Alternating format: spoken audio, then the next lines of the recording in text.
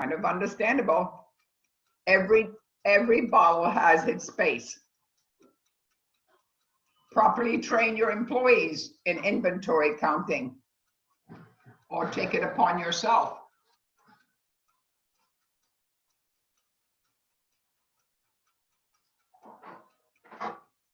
Properly train your employees in inventory counting. This includes things that keep an eye out for specific issues, or recording sufficient spoilage or breakage with whole bottles.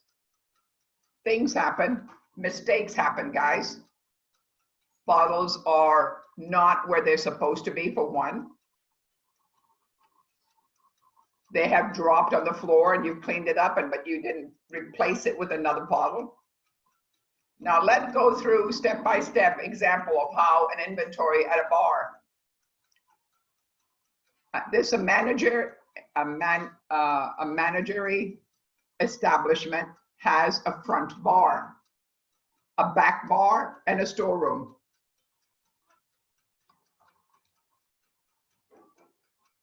And a walk-in cooler. The first count will take place in the beginning of the inventory period. So first, if you're still using spreadsheets to take inventory count, make sure your spreadsheets that work for you and have everything itemized. And that's what a worksheet kind of looks like. Arrange the spreadsheet according to the way the alcohol is set out on the bar. Yeah, it's okay, cut it. Yeah. This will save you from having to pull all the bottles on top of the bar and arrange them alphabetically. How many times have you gone now in a bar or in a restaurant establishment? I'm trying to think of one that I see this picture all the time at is, if anybody can think of that name, let me know, that restaurant that has this when you walk in the door. And very, very similar to understand. A mirror behind it kind of shows you a picture of it to make sure that you have an eye view of what you're going to look at. Remember, arrange them alphabetically. Start at the front of the bar, count the bottles the way they are positioned, and if needed, filter them alphabetically on the spreadsheet. So when you're done, including the alcohol type, brand name, bottle size, also include a column, your bar back, for your bar back in your storeroom, walk-in, and any other parts of the bar where alcohol is kept. Fourth, the easiest and most commonly used counting method is visually take note of how much liquor is in each bottle. Separating into tenths. Take a look at where the line of the liquor falls and estimate it if it's a half full, 0.5, or a third, 0.3. To make sure where you stand every day. Repeat this process of tenths for every bottle and enter the number on the sheet, separating them into spirits, wine, and beer category. Good morning, Kendricks. Good to see you.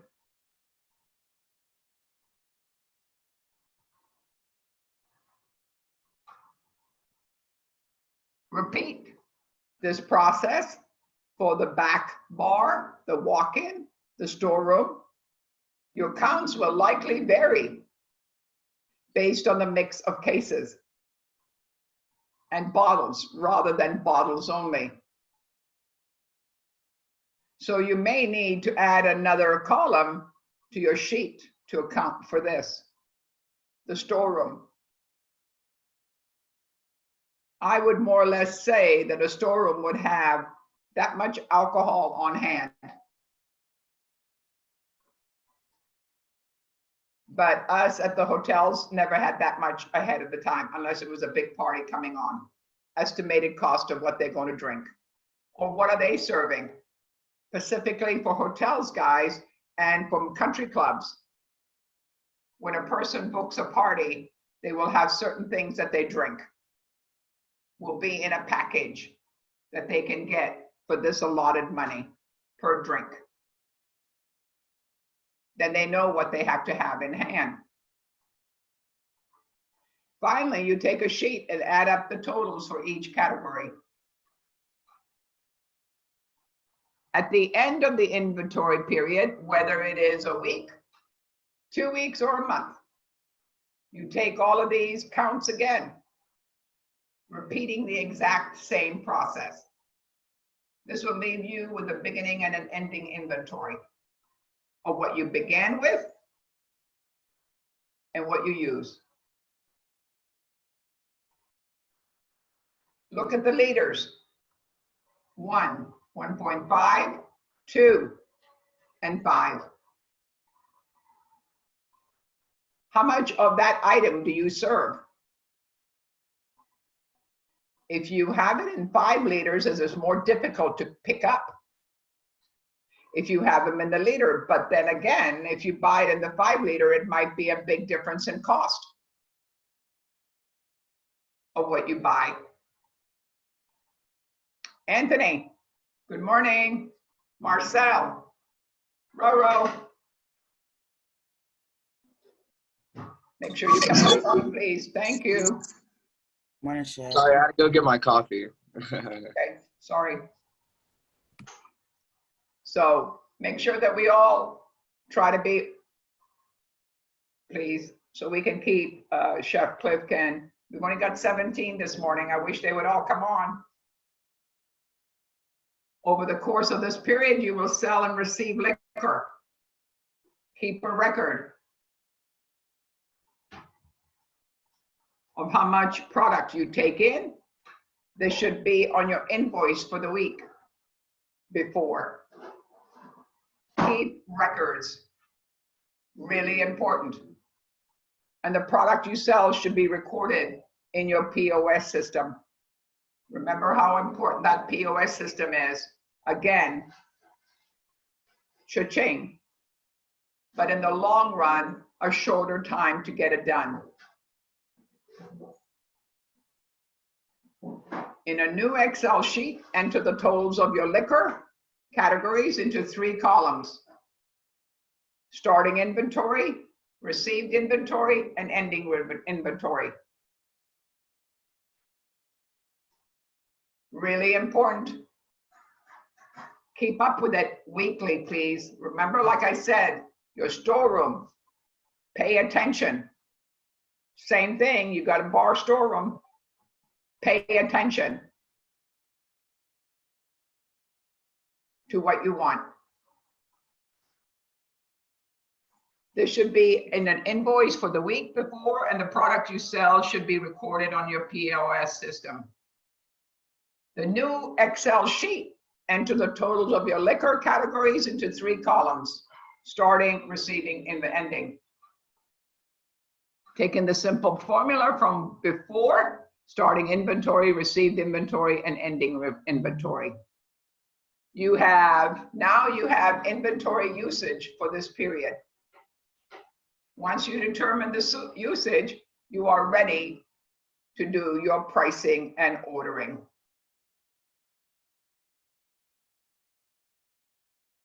Really inviting to come in and get ordering inventory for a bar. After accounting your liquor inventory and determining your usage, it is time to put it together, that order. What is your par for that bar? Play on words. Par, bar. After counting your liquor inventory and determining your usage, it is time to put it back together that order. Take the inventory invoices from last week, order and enter them into the Excel sheet and contains your usage totals. You'll compare the usage to last week's inventory and determine how much more product went through versus what you took in.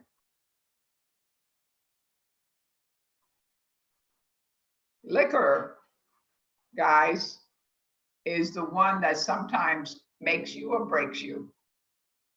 As we heard when we saw in the first slides, some people have a higher rate of income coming in from the bar.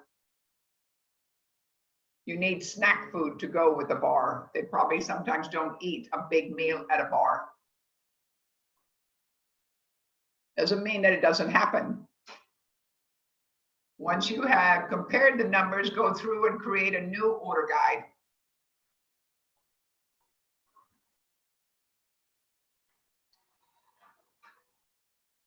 Looking for what you have house varies what you should have for the next week.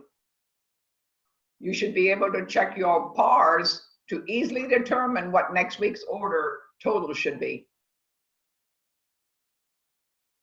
Sort through each liquor category and create other totals for each type.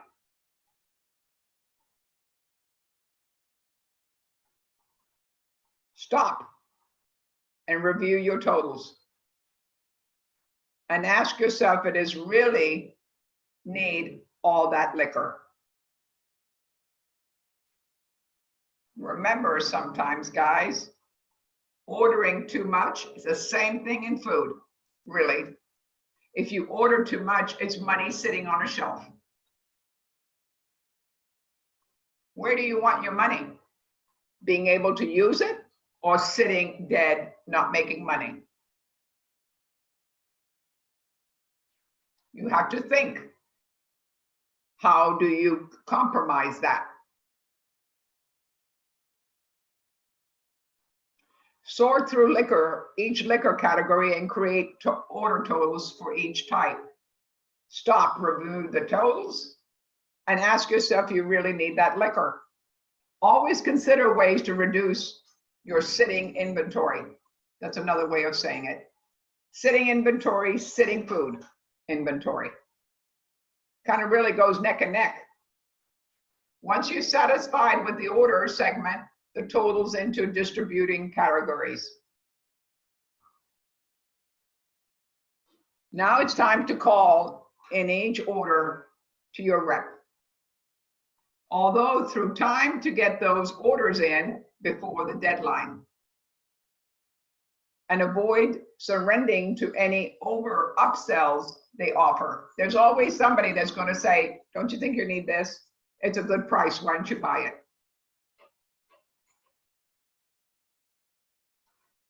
A decision sometimes hard to make. The next one, Shippy.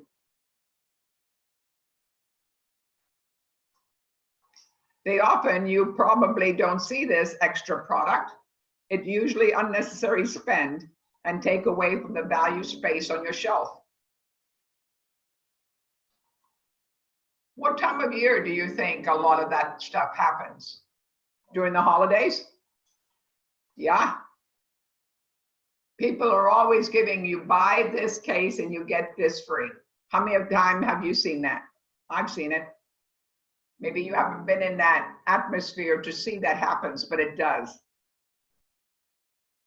They have specials, house specials.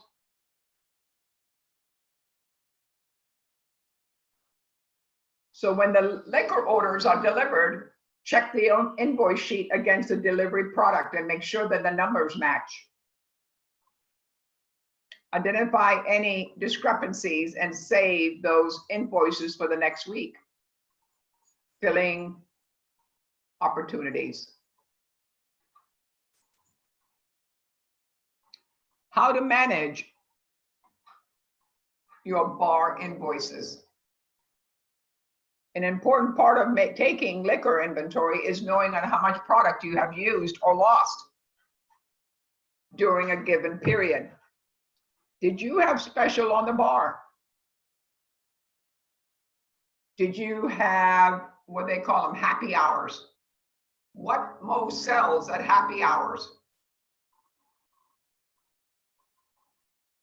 What is your patrons or the people that come into your bar like? Do they like beer? Do they like Mexican martinis? But that's my new best friend. Do they like margaritas?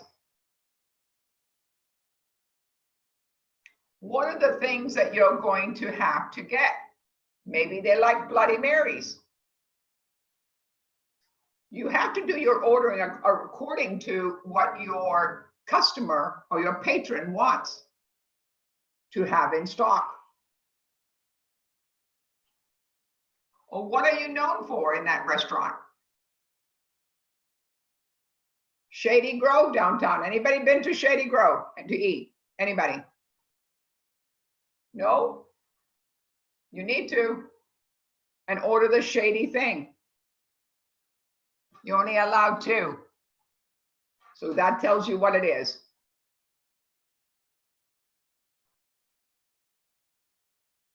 An important part of liquor, taking liquor and inventory, is knowing how much product you're going to use or lose or lost during a given period. But without keeping track of your invoices and comparing them to your usage and data, sales data, which we look at in part 3 of this blog series, you won't know what was sold and when.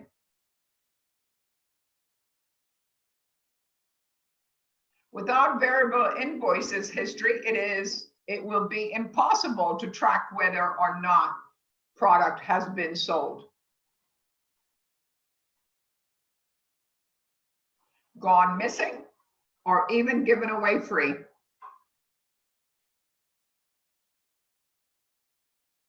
Utilizing when a waiter takes a drink to a table and spills it needs to be accounted for. Because the waiter or the waitress will say, the wait staff, I'll bring you another drink. I'm sorry. It needs to be recorded, not for the sake of being punished or anything for it, but to make sure that it is written down on inventory that a mishap happened. Without a variable invoice history, it might be impossible to track whether or not the product has been sold, gone and missing, as we said, or given away free. You'll be able to monitor your pour cost as easily calculated drink prices.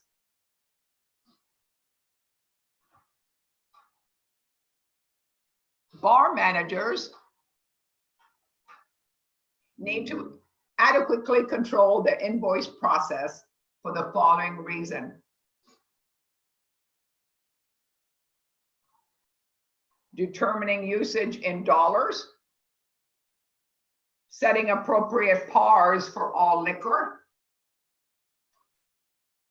tracking spending,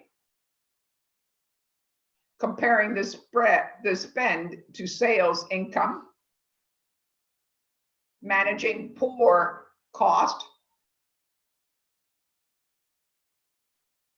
and lowering sitting inventory. When we're saying managing pour cost, what does that mean? A standardized recipe for an item that you're making. How much of that liquor is being poured in that glass? Is it 1 shot, 2 shots? Just because a friend came, you don't get a double shot. You have to really make sure that it's standardized to make sure that you use the same amount at every drink. That's how it's controlled. PAWs represent the minimum amount of product that a bar would like to keep in stock at all times.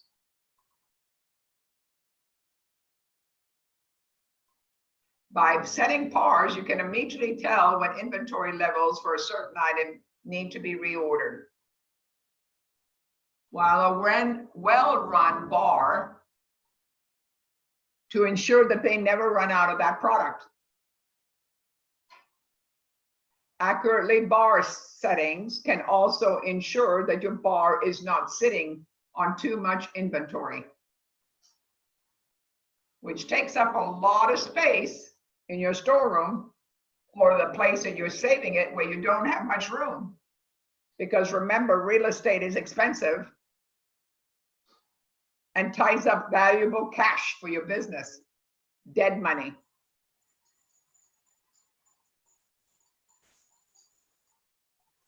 Quarterly and monthly.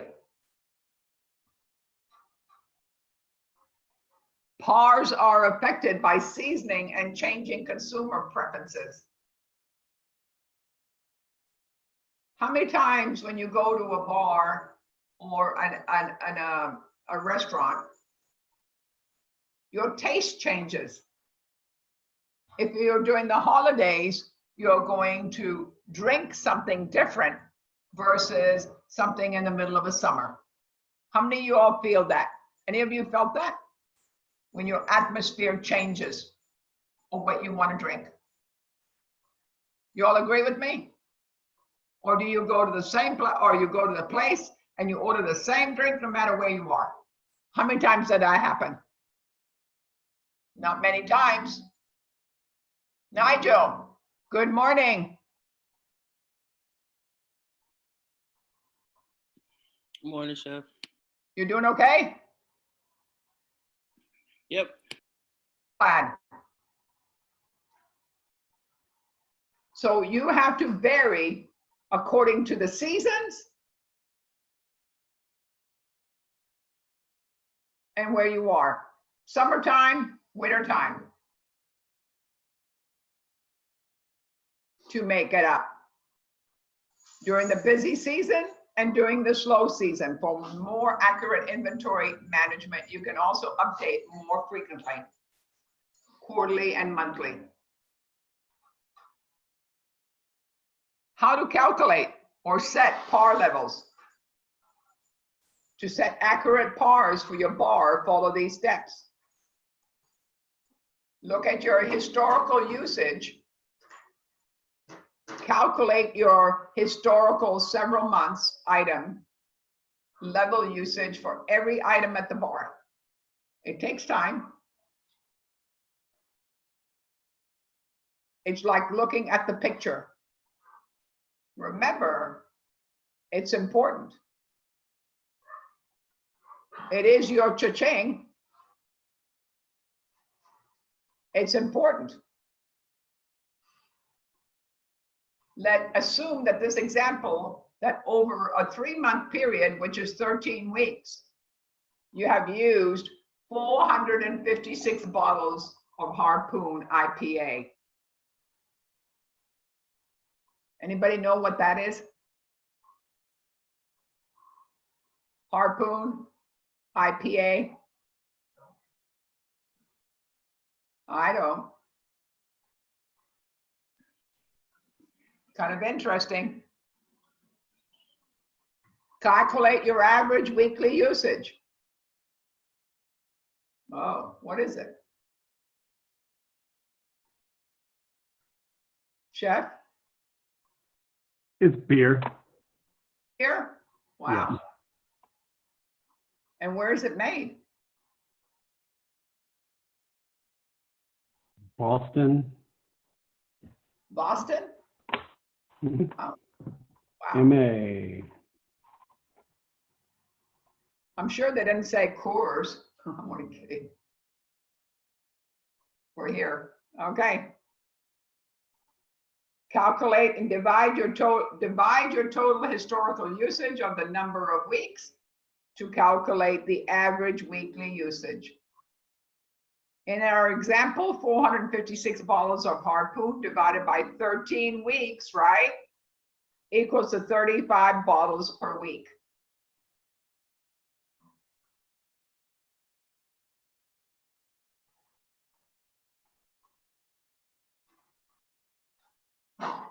I think if you're a bar, 35 bottles a week is not that much, but I guess if you've got 5 different or 10 different types of beer and you're serving 35 from one kind of beer, then that's not too bad. I don't know. Account for seasonability by multiplying this average by a seasonal factor. If your initial historical usage circulation uses data from your slow season, consider the effect of heading into a busy season.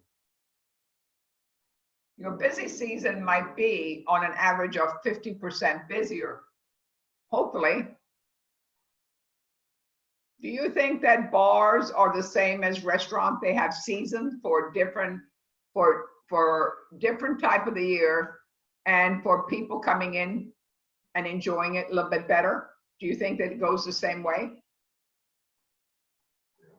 Do you think you people go to bars more in the summer than they do in the dead of winter when the snow is falling or when it's cold? I would think so. Does it go in the sea? Do you think that bars make more money on 4th of July? Labor Day weekend, when you have a 3-day weekend? People are more relaxed to go in there. What about Mother's Day? A lot of people go to the restaurant, take their moms out. Father's Day, birthdays. But mostly I'm talking really about holidays. New Year's Eve. Can you imagine what the bar makes at New Year's Eve? Hopefully. Time for celebration. If your initial historical usage calculates your data from your slow season, consider the effect of heading into a busier season. The busy season might be on the average at 50% busier. So you want to multiply the initial average use using calculations of 1.5. In our example, 35 bottles multiplied by 1.5 equals to 53 bottles per week instead of 35.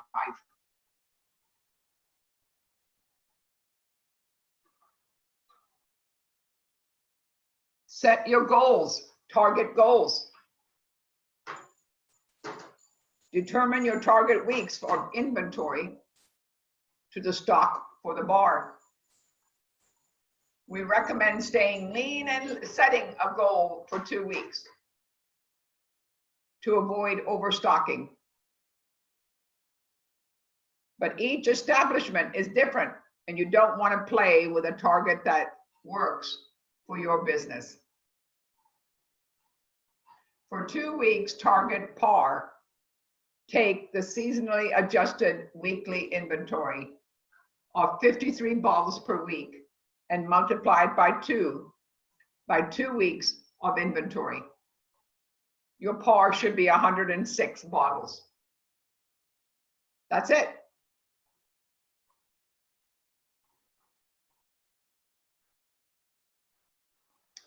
Calculating and interpreting pour cost. Remember, we just talked about it a little bit before. How to calculate pour cost.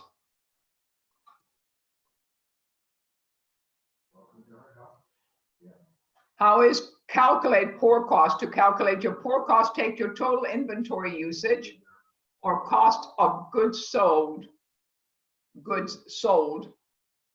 and divide it by your total sales.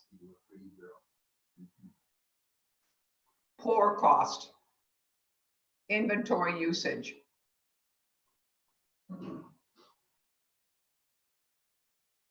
They have measurements all in front of them. How to make a drink. How many times have you ordered a drink and the wait staff will say, well, the bartender is behind. It might take you an extra 5 or 6 minutes to get your drink. How many of you felt that or heard that when you're in a bar? Anybody? Nobody? Wow. I've heard it all the time. unless you are just drinking a beer that they can get out of the cooler and put it in a glass.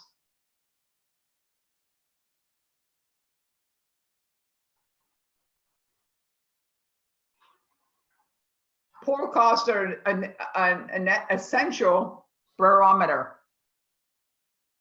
for bar profitability. And since running a bar can be costly, wow, controlling your pouring cost or your pour cost, meaning keeping them in low as possible, can account for the difference between widely successful bars and failing ones.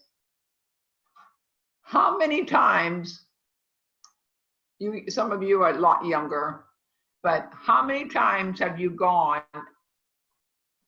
to a restaurant or maybe even a bar and you've had a drink and you say, and you've been there before, this doesn't taste the same, or it doesn't taste like the one I just had? Because if you like a drink and you order it because you think they're all on the same level and one is a little bit weaker or maybe a little bit stronger than the other. How many of you felt that when you drink someplace? Any of you mixed drinks? Or maybe you're not a mixed drink person. Maybe you're just a a beer person.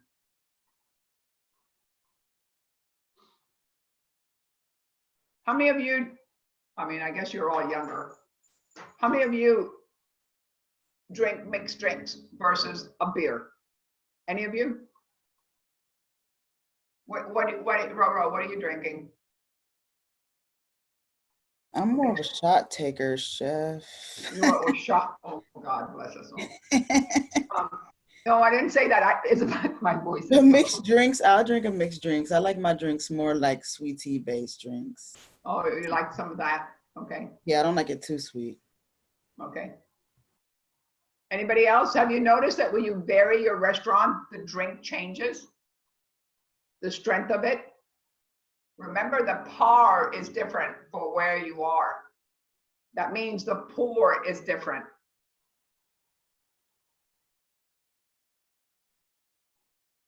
How many times have you been somewhere and it is so strong that you can't even finish that one drink? I've been there. What is your comfort level or where you go? Thank you, Randall. Good to see you. I appreciate it. Thank you, Loretta. Thank you, Kendricks. Thank you, Robert, Dahlia, Delilah, Kimberly, Matthew, Marcus. Really good to see all of you guys. Really appreciate it. I know 6 o'clock is early in the morning, but you only got to do it for one more week, pumpkins. And then you can do what you need to do. And then you can go to math. You know? But I am going to miss you. So, consider the following scenario. Bar A and Bar B are located next door to one another. Both sell around 1 million at a bar each year. But Bar A runs a 20% pour cost, and Bar B runs a 30% pour cost on the exact sales, which roughly the same client base will make $100,000 more in profit each year. This may seem to be an extreme example, but we regularly interact with bars on both ends of the spectrum. Side by side, interpreting pour cost. to what the deals here, what's the deal here? Why is bar A making so much more money per year than the same product, location, and client base? To figure this out, we not only need to be able to calculate pour cost, we need to interpret that calculation. Interpreting pour cost is one of the most misunderstood aspects in managing a bar. It seems difficult, confusing at the time, consuming, but it doesn't have to be with equipment and the proper tools. A simple breakdown can help and understand the effect of your pour cost, which are really only influenced by 3 factors: the drink cost, the drink price, and the product loss.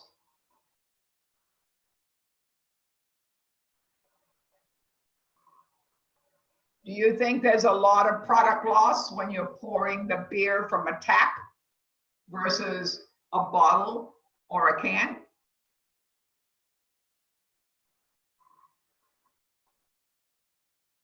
Are you putting somebody in charge that is responsible for distributing the items on a bar?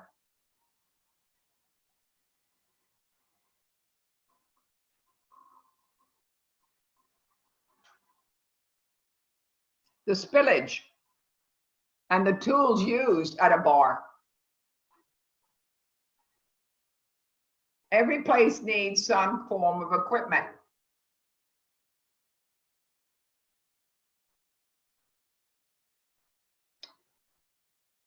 Drink cost. How much do you pay for your product directly?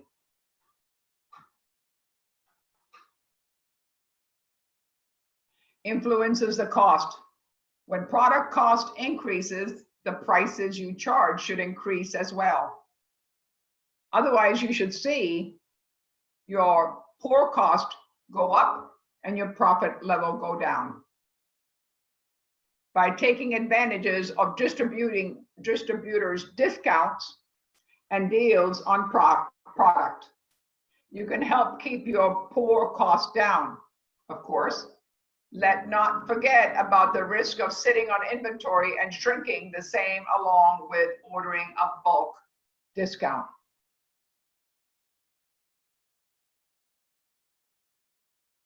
They say prices are hot, you buy it. But how long is it going to stay in that space in the back? Your storeroom floor, unused. Drink cost. How much do you pay for your product directly influences the pour cost, like we said before, and the bulk discount. Drink prices. What you charge for a drink and decide for a few different factors. Your bar's location, client base, client preferences.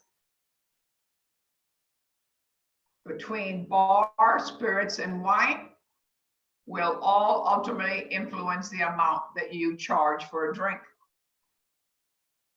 Being very thoughtful about eventually pricing your drinks will help maximize your potential profit and therefore minimize your pour cost.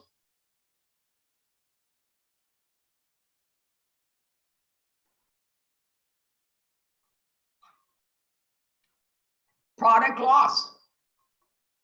The final influence of your cost will do what you actually sold versus what you should have sold based on the amount of inventory used, otherwise known as inventory variance. In a perfect world, these numbers would line up with almost exactly in actual cost loss. or shrinkage is unavoidable obstacle that you need to account for. Overpouring, broken bottles, spoiled product for wines poured by the glass, giving away drinks to regulars, friends, staff, and theft are all common reasons that your sales don't match up perfectly with your inventory.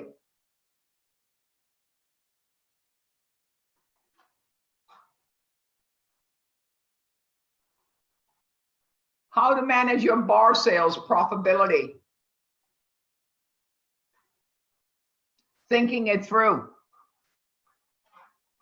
Controlling your inventory, so very important. Tracking your bar members will help you identify problems on how to fix them.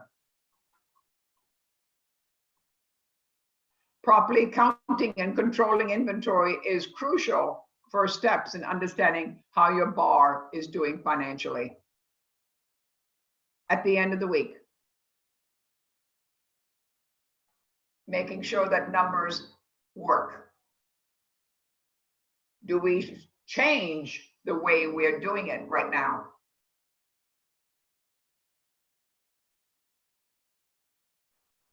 Don't be sorry to change a procedure after a week. Don't be sorry when you take the reins and change something to make it profitable for you. Don't be sorry because you are in control on beverages. It's your initial, it's your money.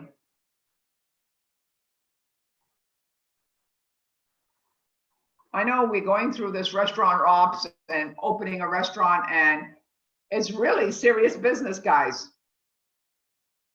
Because every day that the counts don't work is something you're losing too, to make sure. Maybe it's a Monday, maybe some places, like, especially I'm in the bakery world, we are closed on Monday. It's the slowest day of the week. You need to find out what that bar or that restaurant, guys, what is your strong days? If you have a restaurant or a bar, you stick to that schedule. Once you open it and you've advertised that you're going to be open, you better be open. Even though it's eating you up, dollars amount wise. And keep it for 6 weeks, and then you can change. Warn people that you might be changing, or not you might be, you're going to be changing.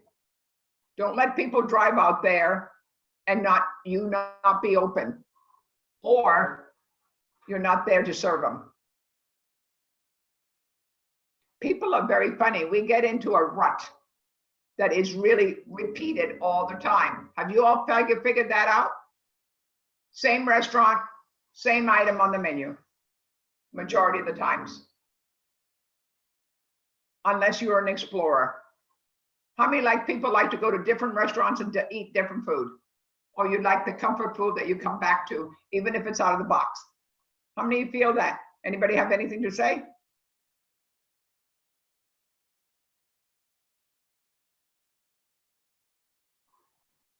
Understanding where we go and what we eat. What makes us happy? If we're spending money, it has to make us happy, hopefully. Or you're just tagging along. James, when people come to Parkside, it's a lot of them are the same people that keep coming back. We definitely have our regulars. Yep, for sure. Yep. And they keep coming back. Even if we Because don't want. Yep. They love the atmosphere. They love the food. They like the out of the sense box. I've eaten there twice. Really enjoyed it. So those are the things that we have to really, really have to consider. Cha-ching. Sometimes money, like I said, sometimes, you don't want him to think that way, but it is when you own a business. It's pretty difficult when you first start out. But as we say, if you lick it and get the momentum started, anything is possible to make it work. Food truck, restaurant, delivery service of what item that you want.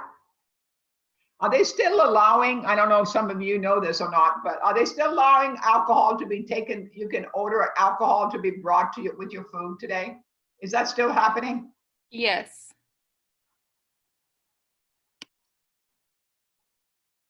Yes, it is. Yes, and I think it might stay that way. You think it'll stay that way? Yeah, I think so. Is it even like margaritas? Yes, Are you kidding? anything. I mean, I went to Taco Cabana and they gave me a little small airplane bottle of tequila in some of their slushy, and I just kind of pour it in there. Wow. Well, I might have to stop. No, I'm kidding. Really, that's interesting.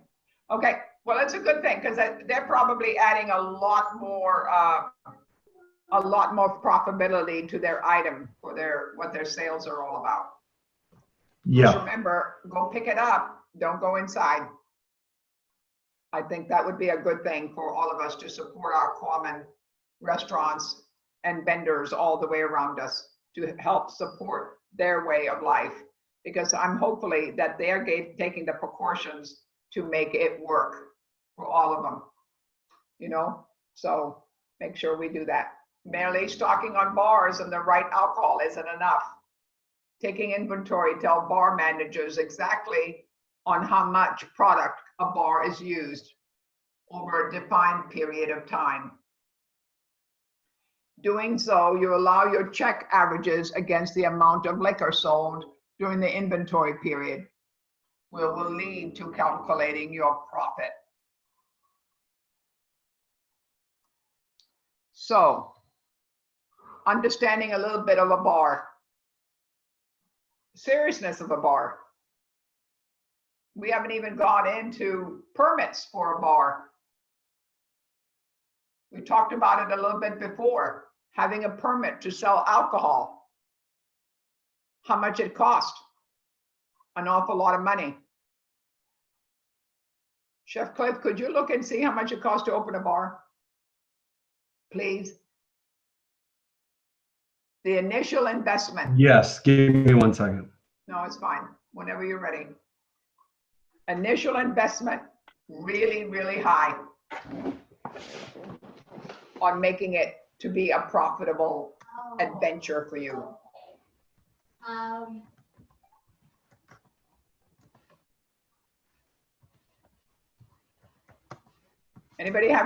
Did anybody look it up?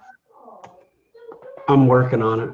No, not any of the other, but understanding. How many of you like to take a drink when you're drinking at a restaurant? Anybody like to have a drink? Or you just go in for the meal? Nobody? Depends on the place. Depending on the place? I'm a drinker. Says So 100 ask people what kind of drinks they have on the menu. Yeah, that's true. So this one, Go ahead. no, go ahead, Matthew. Just a quick Google search said 110,000 to 550,000, depending on the size. Is This that is a like char- 175 to almost 900. Yeah, that says if you if they pay a mortgage and have an Yeah. average. Can you imagine that? That's your upfront money before you even open the restaurant. Just a permit to sell it.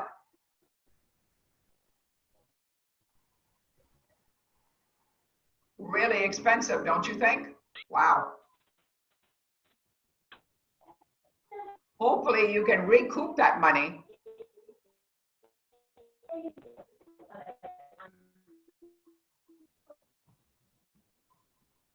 And it gives you That's these a lot of things. money. That's a lot of money.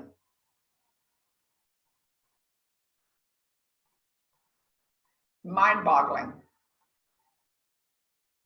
A lot more than just a regular restaurant. Yeah. I think the permits for a restaurant is pretty steep too. Yeah, they are. Especially, it depends on where you are too. Which area you're in to understand. That's why sometimes renting the spaces to cook it for a certified kitchen, the price is high, is because of where you are and what you're doing. And that's why the rental on the space that you go. So make sure you mise en place everything before you go, cook it, and you can take it away. Baking is a little bit more easier than you cooking the meals that you cook.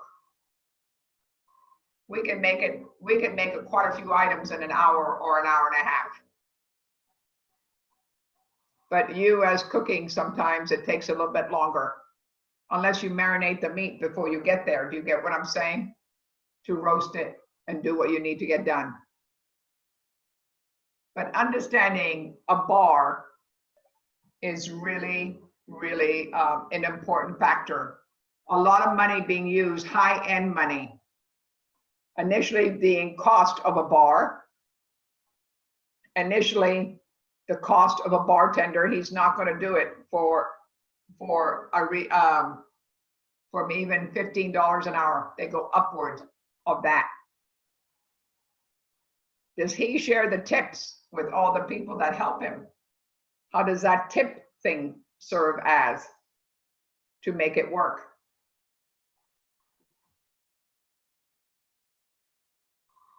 Depending on different rules for different places. Okay, we're going to slow down a little bit and we're going to take a 10-minute break to understand. And we're in the midst of being in a bar. Thank you guys. Appreciate you all coming on. Anthony, Randall, Nigel, Jose, really glad. Andrew, Loretta, Kendricks, Roro. I got it in the mail yesterday, Roro. Just wait on it. Yeah, just wait on the shit. Smile when you look into it, huh? Wait on it. Okay, it's coming. Yes. Delilah, Robert, Kimberly. Is he doing better? Yes, he's much better. Okay. And James, I'm so glad to see you. Matthew. And Ivan, Marcus, and John. All right, 10-minute break. 7:17. Okay, thank you.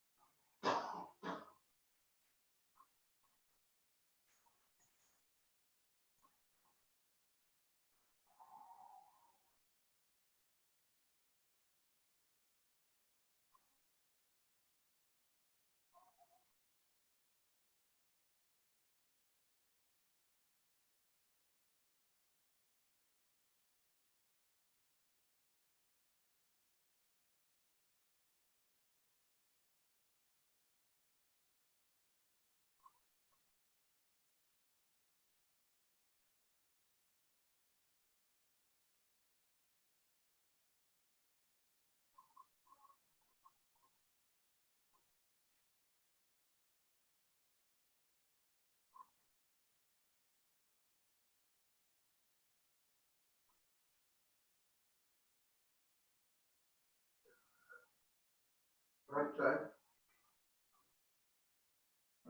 What? Right. Yeah.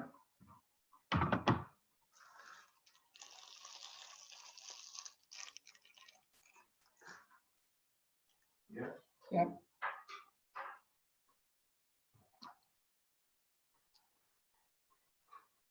Wonder where she is. I don't know.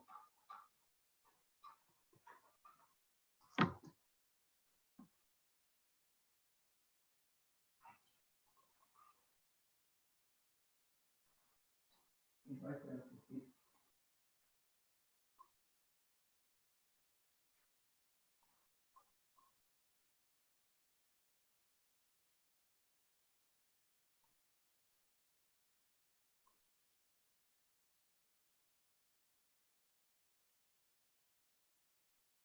You ever said no? No. You good? Yeah, fine.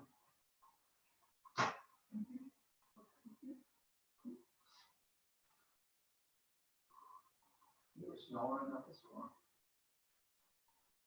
I can't believe that thing just. That what? That program there.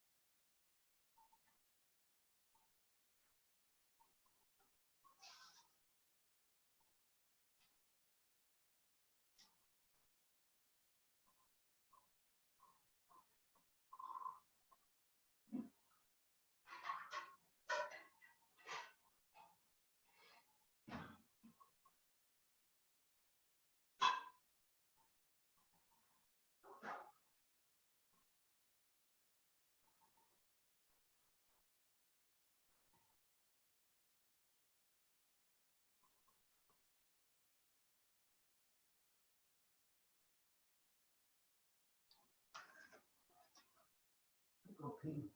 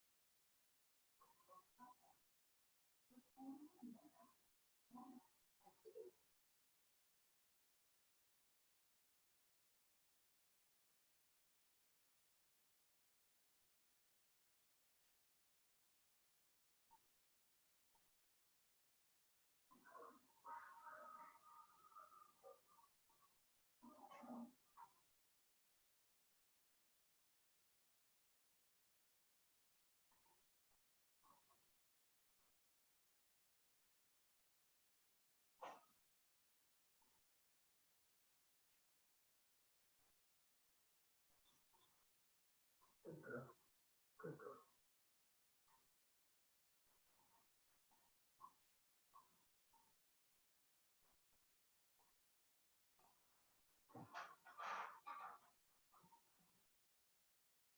I thought she was giving me a bath last night, and I went to bed. Or did she? Licking my hair.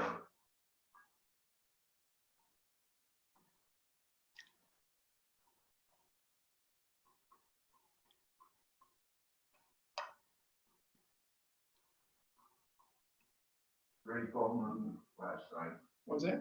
yeah.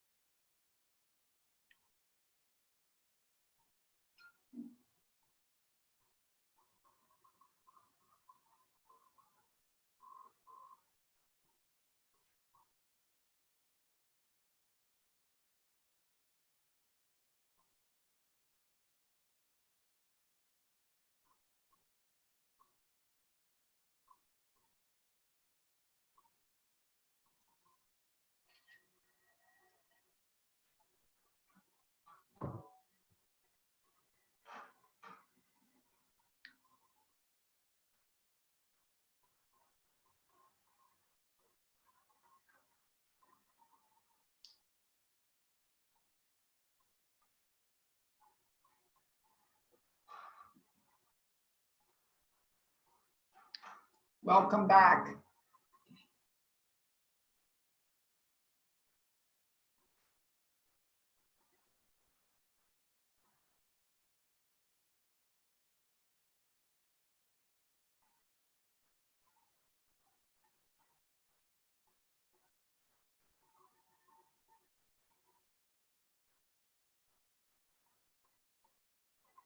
Evolving a lot of items that need to be really thought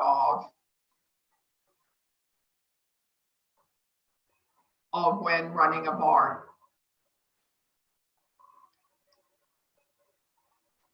Usage is broken down by categories.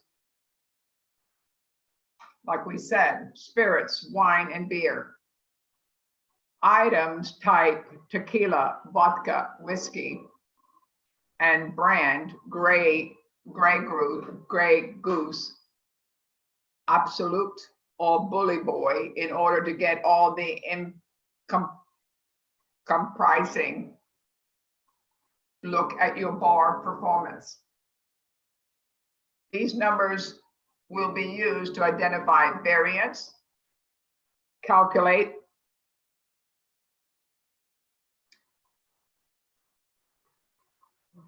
variance, number that use identify variance, calculate profit margin, make better purchase decisions, and determine which product are not doing well.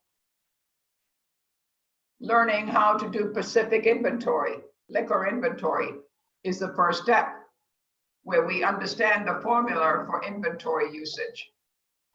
Analyzing what these numbers mean come out.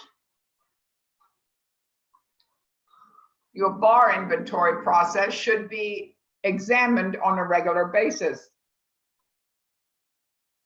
In order to perfect profitability, those involved is taking inventory needed to be properly trained on how to do it. This includes knowing how to estimate on tenth the amount of liquor in each bottle. Adhere to your bar specific inventory practices. Properly record of all numbers or spreadsheets.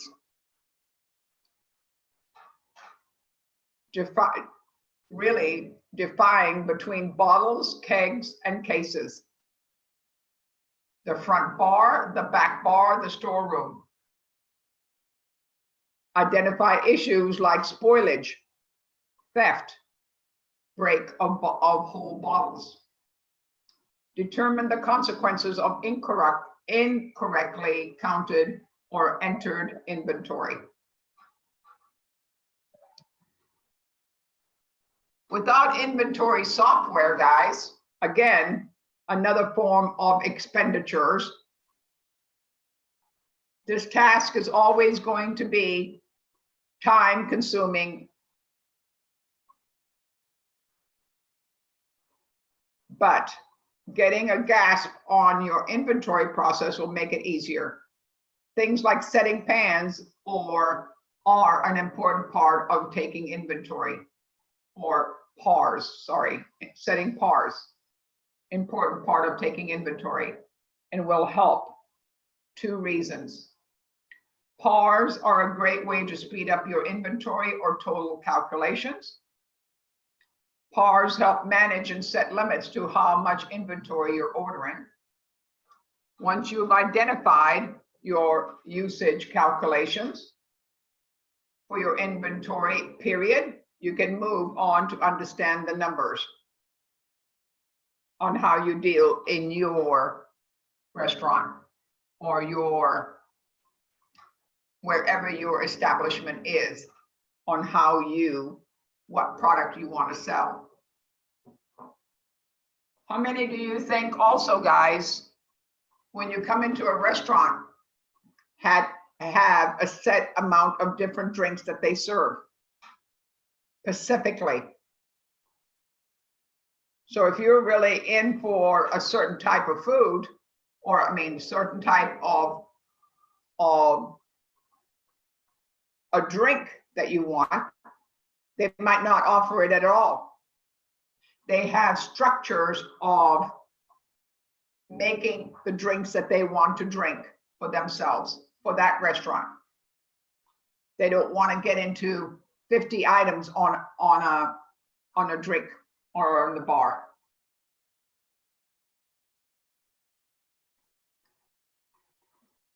Condensing it to what they think is a comfort level for them. Understanding your bar ordering habits and purchasing history will help you make disciplined buying decisions when some of it comes to call in on your orders. How many times has a rep tried to sell or talk to you into buying a new product that you don't really need? Observing, facilitating liquor as part that works for you, or a big part of a smart ordering. What kind of profit could you make with these products? Where would they compare to the price brackets of your menu? There's always a special somewhere, guys. Always enticing you to buy wine. My son is a sommelier, and he tells me stories of people buying or upscaling their wine list. There's always a special for a dealer or a company that says, if you buy this many bottles of wine, you will get another case free. The profitability. Does wine get old?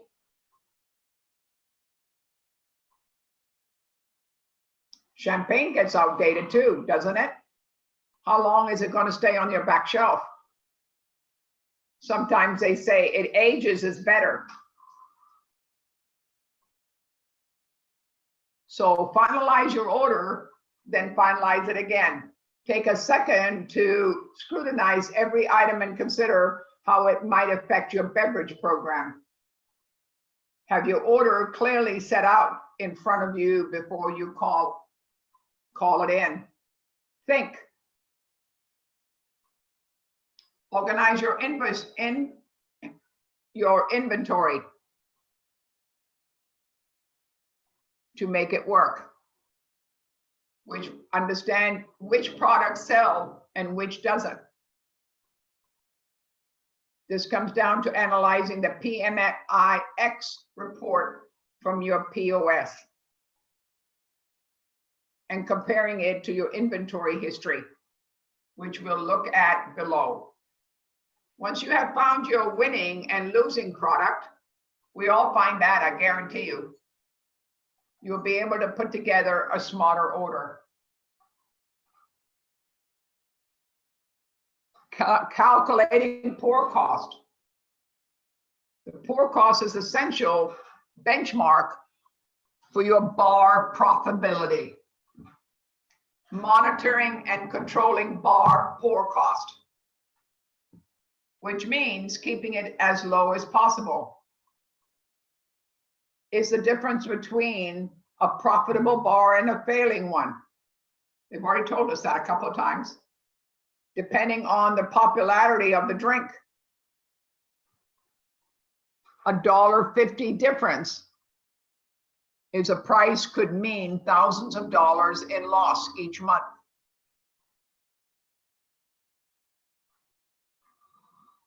A drink pour cost is calculated by taking the cost of the product used and dividing it by the cost of the product sold. Or more simply, your inventory usage divided by your sales. You take your pour cost, inventory usage by sales to make it work. The average bar runs at least 25 to 30% pour cost. But the aim, of course, is to decrease this by much as you can. A common goal being 20%. But what does a pour cost really tell us? It's all about knowing the meaning of a crucial figure. The numbers behind the number.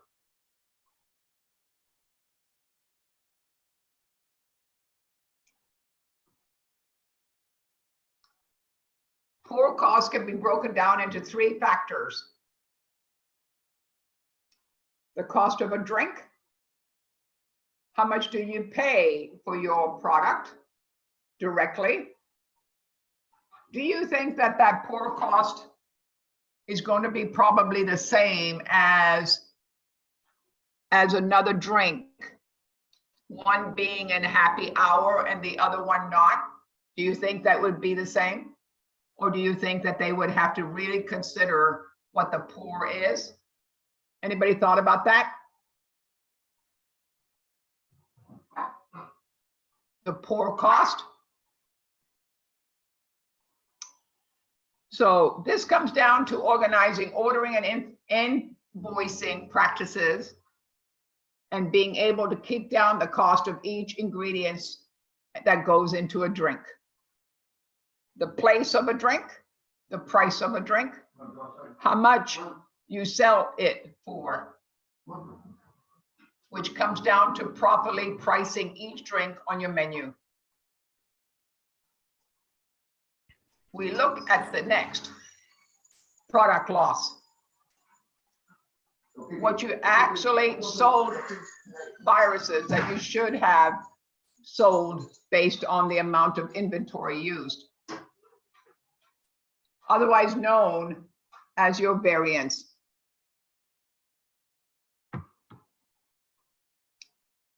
To understand these factors, you need to drive deeper into your other profitability issues in your bar.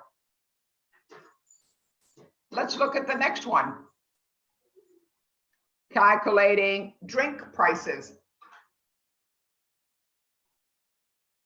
Pricing a drink menu is a complex thing. And whatever it includes on your menu, it should have a huge impact on those dollars, effect on those dollars. You need to take considerable care in developing or in vocating the balanced menu for your bar or your restaurant. Here are the things you want to consider. Product variations across categories, brand, and drink types. Each liquor that you buy, depending on the price, is of the product. Some people just go by one brand. If you change that brand, it might bring the cost down a little factor because it's not as popular. It's just like you going to a grocery store buying a product made by Post or a product made by something that is known, and buying something that is a little bit lower of that brand, of that market that you're buying it from. Price variations across all categories, brands, and drink types. Catering to your clientele and neighborhood. The latest industry beverage trends. I'm going to stop for 1 second. Do you think that wine is still the top seller in town? Really? Think about it. What do you think is overtaking everything? You think wine is still up there? I think beer. You think so? No, I think beer. Beer? Hmm. Craft beer. You think it's beer? Okay. What about these new drinks that are coming in that are beer and some like what they call those drinks that are mixtures that you can buy in cans? Does anybody know what they call them? I had a name for them before and I didn't write it down. A White Claw? Or a wine cooler. The coolers. Wine cooler. They're not wine coolers. They're drinks that you can buy. I think there's some of them Like are the Jack mixed with Daniels? beer. I think she means Mhm. White Claws, yeah. All of that. Jonas, you should know this. You're really up there in that kind of field. I don't drink mixed drinks out of a can. You Or- don't. But do you know that that is the next big thing? They mix it with beer also. I think they drink it with, I've got to get a name for it now. I'll come back with you tomorrow when I ask my son, because they're really getting to be a big item more than beer. The wine sales have gone down an awful lot. The popularity. I don't think wine will ever be out. Don't misunderstand me. It's going to be a high profit margin, but compared to what they used to selling wine is not as popular as it was before. Yeah, but those White Claws are just a fad. I mean, you had Four Locos and all this other stuff come through. It's just the new. The new norm. It's For just right the now. new. Let it die out. It'll go away. Yeah. But then the younger generation is going for I guess the yuppie or the now crowd drink that is more comfortable. I know it's all mixed already in a can or a bottle for them to understand. And then we were talking about it the other day. So wine sales are down, but it's never going to go away because wine, everybody loves a glass of wine to understand with their meal. I mean, I like that myself, but they are drinks that go out. It's just like, guys, in dessert form. Cupcakes were in for so long, and really cupcakes are on the way out. They're gone. Then macaroons have taken over. And you watch, they're going to be gone in a few, maybe another year or so. But they go through spells of time that people buy a lot of things to come back to make it work. To make Chef, a new, yeah. I asked Chef Cliff, I text you a question, but this is what it was, because I heard you earlier saying wine gets old. Yeah, they do get old. Because Really? I thought it gets better. But if you don't lay it down too, it does get old. And it kind of depends on what the grapes are like as well. I was kind of waiting to answer your question, but yeah, it kind of depends on like, you know, what the year was, what the grapes were like, what you know, if the cork was put in correctly, if it's not, you could get some molding and some sourness, and the yeast could go bad. So there's lots of little things that could go wrong. Some of them, you know, the ideal is that, you know, as they age, they get better and mellow and all of that. But the issue is sometimes there's, you know, something that can make it go bad, and those grapes that year, they don't age very well maybe in the bottle, and they just have a kind of a stronger or not such a smooth flavor, or harsh, or whatever else. So there could be some issues with wine as they get older. Loretta, I thought the same thing too. When my son said that, I couldn't get over it, because sometimes they have to be laid down. It has to be in a temperature room. That's why they have cellars, and that's why they have controlled room temperature for wines. So it really depends on the product that you buy. Yeah. So if you're collecting wine, you could possibly be wasting money. Yep, you could have vinegar in your hand pretty soon. That is correct, and that's the whole challenge of you know, how some people will buy multiple cases, because they'll come out and say, hey, this wine is supposed to be good this year, so people will buy it, and hoping, you know, 10 years from now it would be even better. Well, sometimes they buy it and it's just garbage. So and that's called wine speculators. They do it's called wine speculators that will pick a wine and say, hey, this is going to be good, and then they could easily, you know, mess it up, and it could be a trash wine. I'm so disappointed. Well, I am too, because I didn't, but you know, a lot of things you got to remember, the prices of wine, some of the bottles are really expensive. So you have to kind of think about which direction you want to go to. Yeah, and it's just because now I do have a collection of wine, and I don't think I'm going to buy any more. Yeah, I do too. You know, I mean, I love to give away bottles of wine for when I see friends or something like that. They all think just because my son is a sommelier that I should have a whole warehouse full of wine to be just given away because of him getting all the samples and stuff and he does. I mean, he has over 1,000 bottles himself, but he has a wine cellar that he kind of puts it all in, and to make it rotated. So he knows which ones to buy, more so than I do, because mine, if it's a bottle, it makes me happy. Uncork it, it makes me happier. So, you know, it's one of those things. Everybody has to know the business of what they get into to understand good wine from versus bad wine.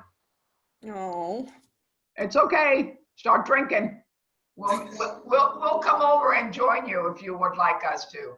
So, but anyway, understanding, calculating drink prices to make things work.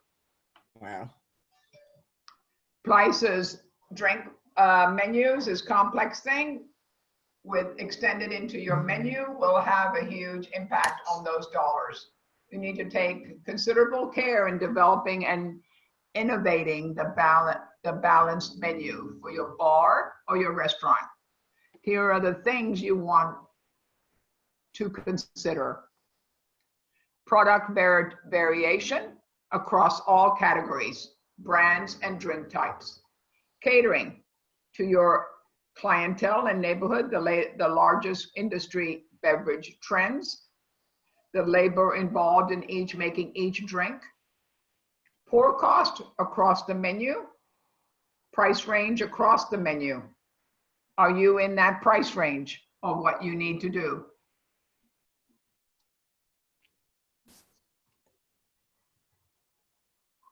A successful What one are we on? My apologies.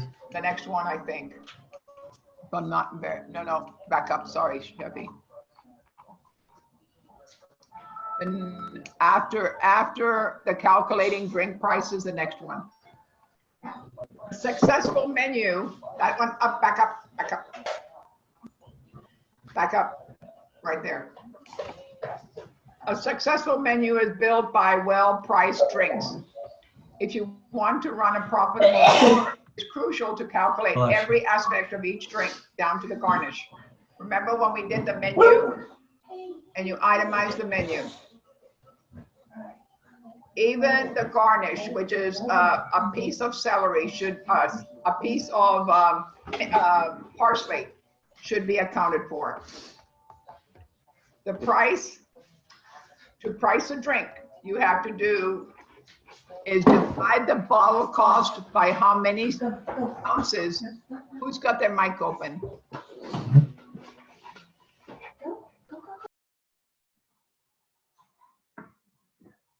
To price a drink, you have to do is to divide the bottle cost of how many ounces are in the bottle. That gives you the cost per ounce. And then you can build your drink from there, ounce by ounce. Once you've determined the cost of a drink by adding up the ounces for each ingredient, you can take that number and divide it by your desired pour cost percentage to determine the drink price. So here is an example. Anybody had a Moscow Mule? Have you? Is it good?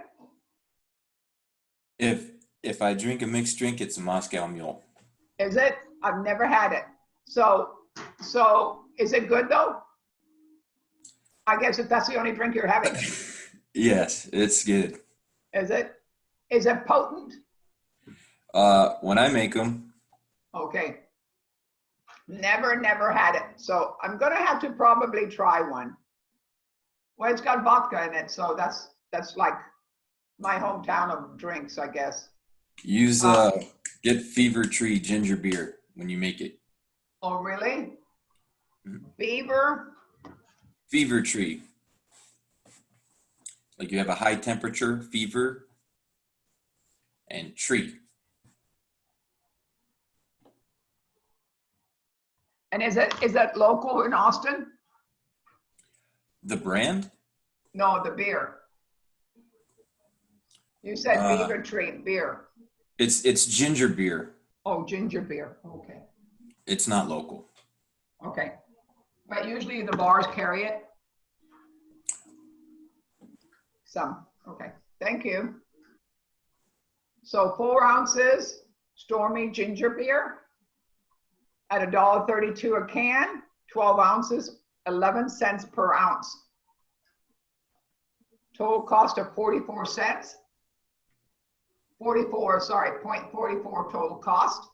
1.5 of Green Market vodka at $12.99 for 25.3 ounces, which is 51 cents an ounce, which equals out to 77 cost.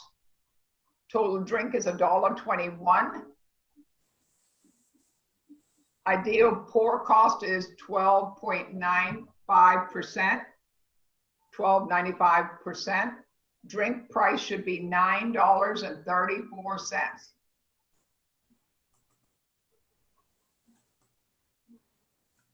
Plus tax is $10. Wow. Look at the markup. Total drink price, $1.21, but don't forget somebody's making it. Got to pay them to make it work.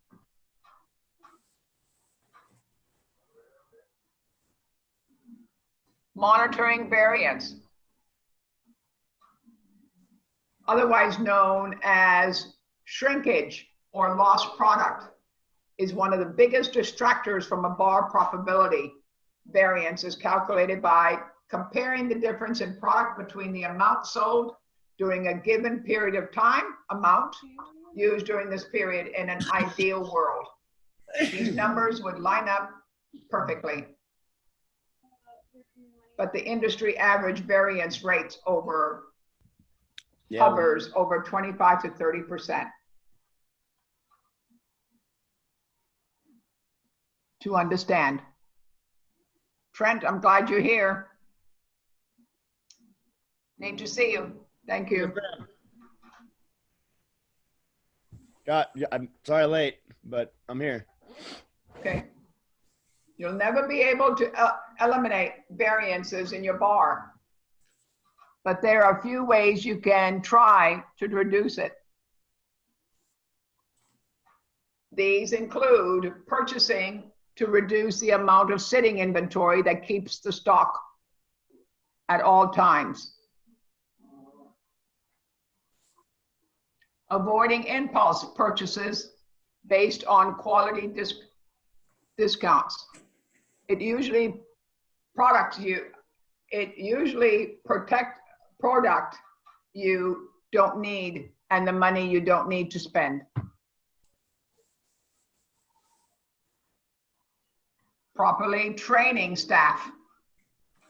Waste, breakage, overpouring, and theft are all contributing factors of variance. Training staff to understand the effect of all these actions is one way to fix them. Train staff in properly pouring drinks. Measuring cups. How many times have you all seen the shot glasses and stuff that they use as a tool to make it uniform? And to ask them to keep out for signs of wastage, breakage, and theft in your bar. A bartender being an important factor in an establishment. Really like chefs on the front line. Understanding the product that they're serving and understanding the outcome of the drink.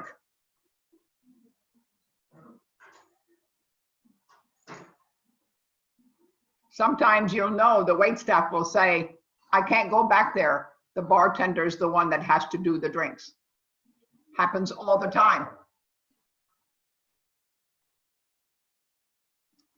Closely monitoring all your numbers. If you are properly taking every aspect of your beverage program, you'll be able to identify the variance. It is easier to watch your shrinkage level and your in turn find opportunities to decrease them. Monitoring your bar. Inventory, purchasing, poor cost, variance, sales, profitability. Numbers in huge parts of running a successful bar. One of the several software programs that aid in the pricing drinks is called BevSpot. Guess what? Another program, software, but a good investment to keep control. You can't be in 5 different places at one time. Can't. Overlooking your investment, your time.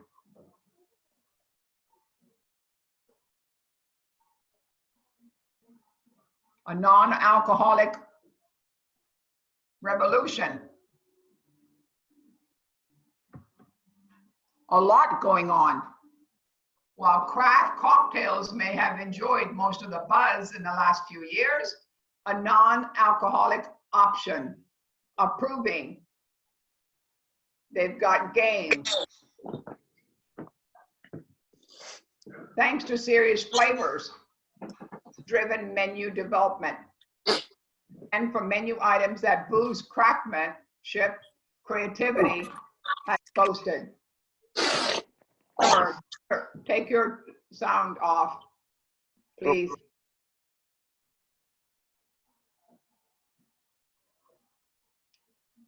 Those grown up not looking for a cocktail or a glass of wine, as well as younger consumers who value the attributes fueling the non-alcoholic beverage trend. How many of you drink non-alcoholic beverages? How many? Anybody? Yeah? Making it work.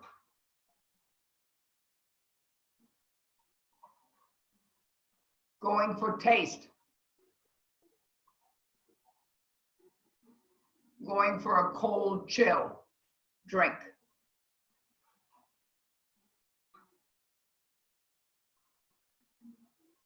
Invocation and non-alcoholic beverages have no single origin. On one hand, operators are leveling back of house skills to create one-of-a-kind beverages.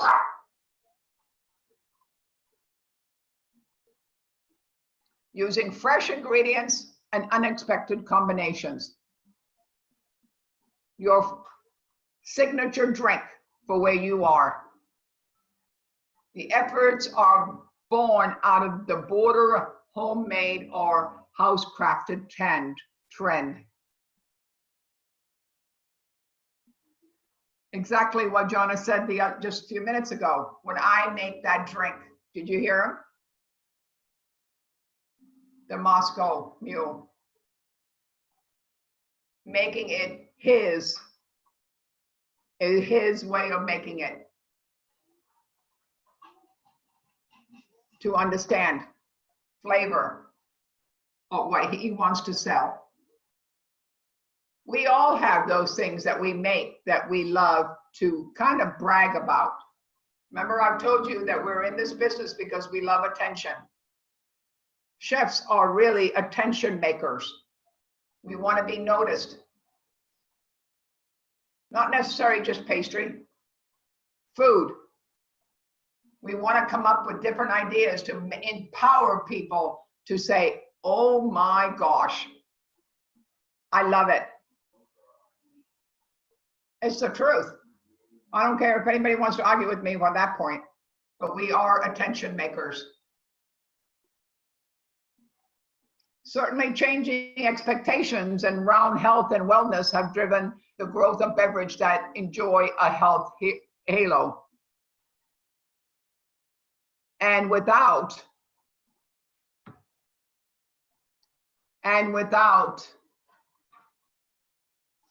a doubt, the world cuisine of the United States food industry influences flavors and formats in drinks as well. Non-alcoholic beverages offer limitless opportunities for innovation. The next one, Chef. The question is how to select the right mix, the best fit, the concept. Here are 9 areas to innovate. Does that drink look inviting? With 110 degrees outside, it might. Do you like them cold? Do you like ice? You don't like ice. Depending on where you are.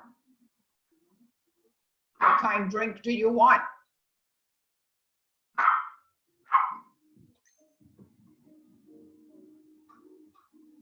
Cross spaces. The best ingredients are those that work across the multiple categories of menu parts. Hard-working ingredients create better value pack of the house and larger popular elements in new ways. Multitasking bar bases include tonics, shrubs, and syrups. Grapefruit, getting to be very big today. Grapefruit juice, lemon, homemade ginger syrup, Orange bitters. Connie and Ted's, West Hollywood, California. Dakota sodas made of raspberry schnub or soda water in Minnesota. Using bases and components typically of cocktails is smart from an operator's perspective. From the consumer, these elements help create non-alcoholic beverages and maintain an adult sensibility rather than offering kids-oriented comprises.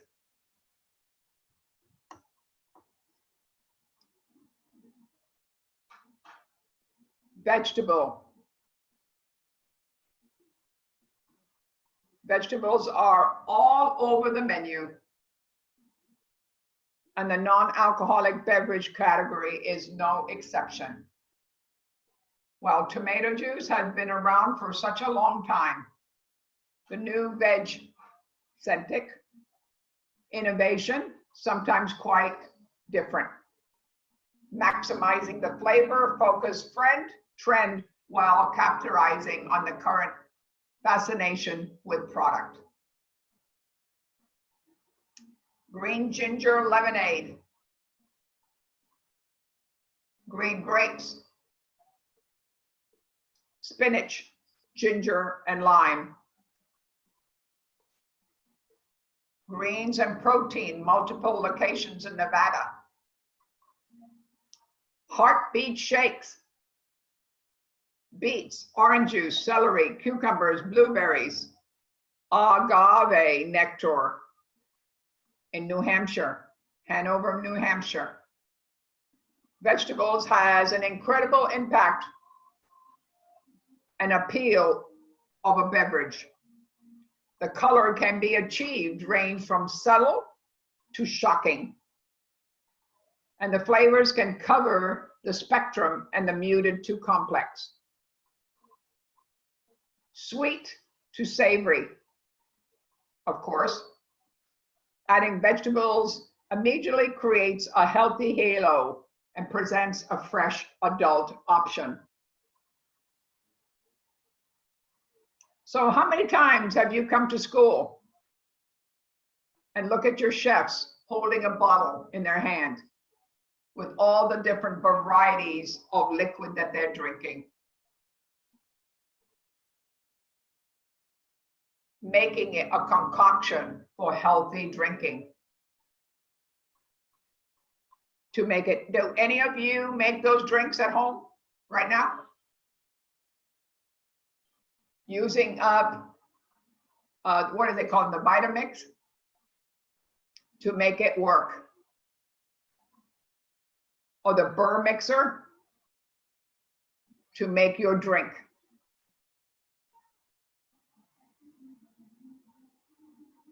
It's a good way of going if you like it. Just looking at it for me sometimes is kind of scary to see if I really want it. Spiritless drinks, number 3.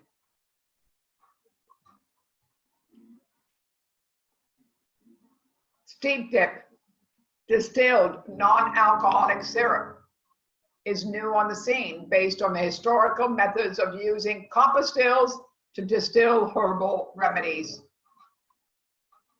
The spirit comes in different combinations and herbal ingredients and will likely inspire other brands to suit.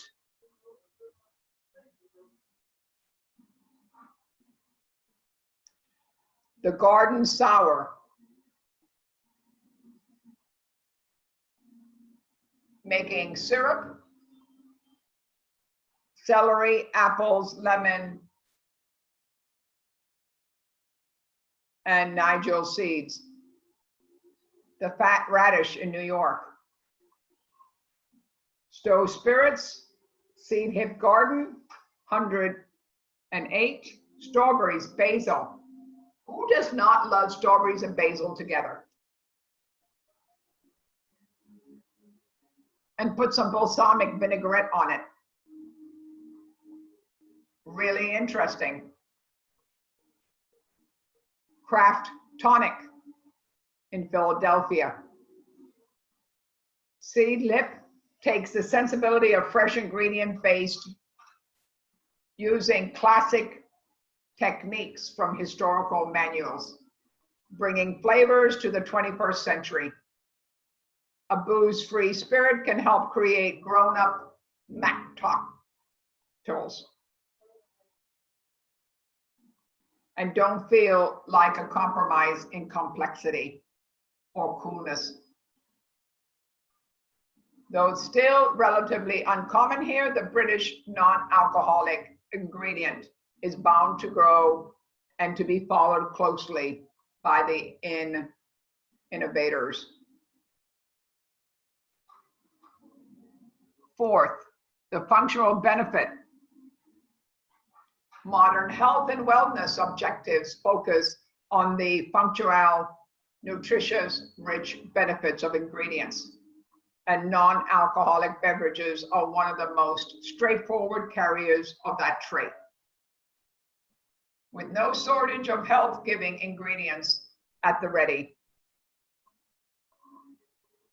Blackberry, chai, hibiscus shrub with hand squeezed citrus soda water. In Arizona. How about vibrant matcha latte? Big. Raw honey. Sprouts, almonds, or coconut milk. Have you noticed that a lot of recipes, even in pastry or in culinary, coconut milk is taking over a lot? I mean a lot. Recipes intertwined with, instead of regular milk, almond milk.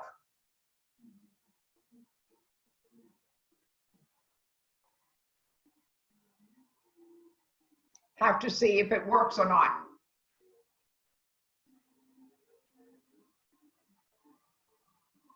Functional health benefits are a new frontier for the healthy dining.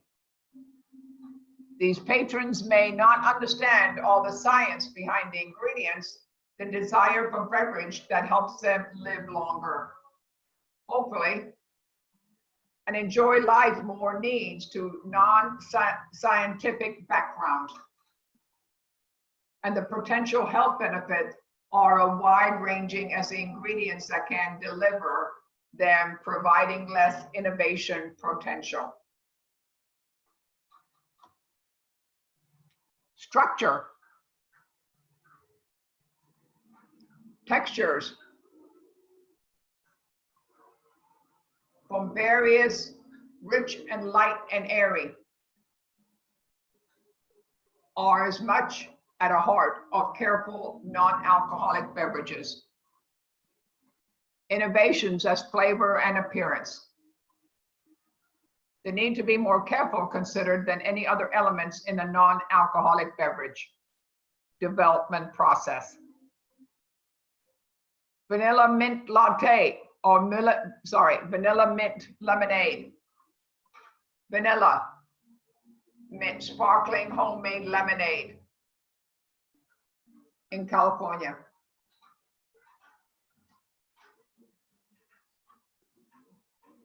Strawberry balsamic soda. Pureed strawberries. Touch of balsamic. Strawberry syrup in Oregon. Textures have been increasing roles in beverages and development today. Consider how the various elements contribute to the texture and how they can further influence by preparation techniques.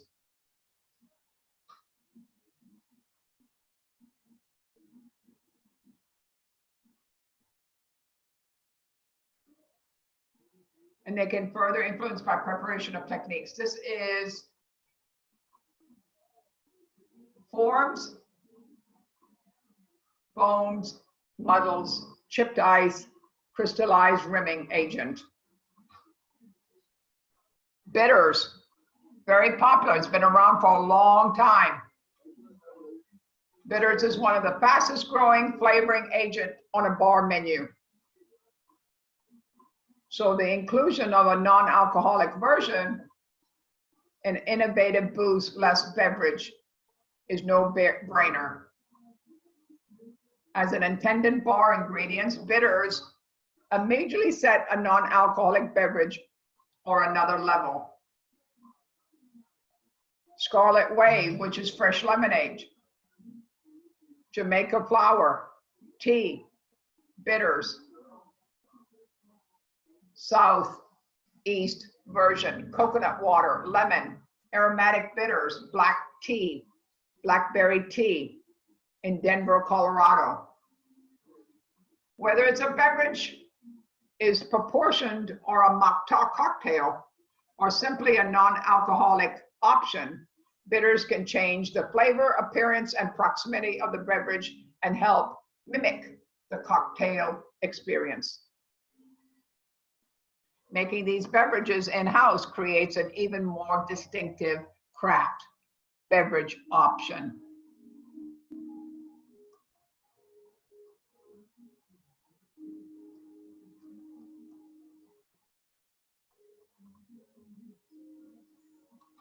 Whether a beverage is positioned in a mocktail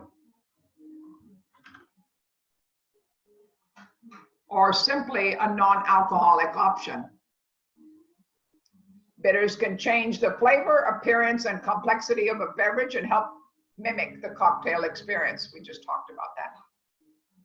Rims and garnishes. In the non-alcoholic ream connects with extreme shakes and loaded Bloody Marys have raised the bar on garnishes.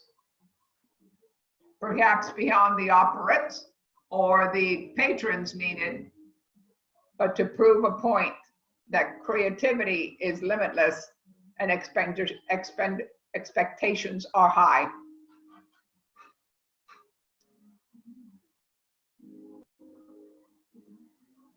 A non-judo Carparo, fresh lemon juice, mint splash of soda, serve the slice of cucumber spiraled in the glass in Washington, D.C. Sea cucumber, salted cucumber juice, citrus, simple syrup, water, dehydrated salted cucumber juice as a chip on the top. Creating garnishes that steal the show and an upgrade the beverage experience can help develop a truly competitive position. Rethinking what and how ingredients can be used on a glass is shifting a beverage impact. Literally bringing the ingredients level at a moment, a drink at a time. Appeal the moment the drink hits the table, to understand the wow factor. I want that when somebody walks by. That's what it's all about. The eyes do everything to make it work. Eye appeal. It doesn't matter. It can be in a menu item. It can be in a dessert item. It can be in a new item. It can be a drink item. I want that. Overrules a lot of things.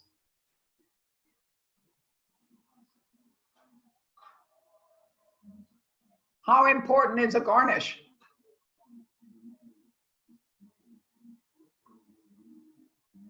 It's really sad to say, but sometimes overall the garnish sometimes sells the product instead of the item itself. Being innovative.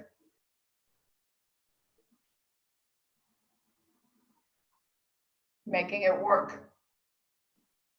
Plant-based milks and creams through soy, coconut, and almond are the most common non-dairy ingredients. New alternatives, milks and creams have become very prevalent. From peanut milk to cashew cream, paving the way for endless innovation. New way of eating. New way of expressing what you want to show.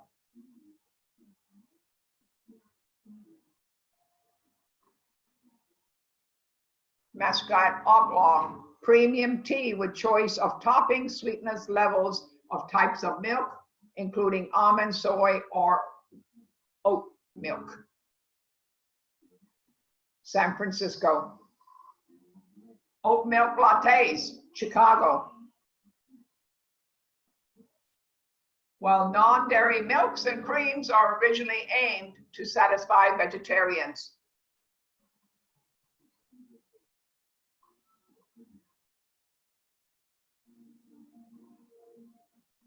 And vegan consumers, their ability has broadened well beyond the intended purpose.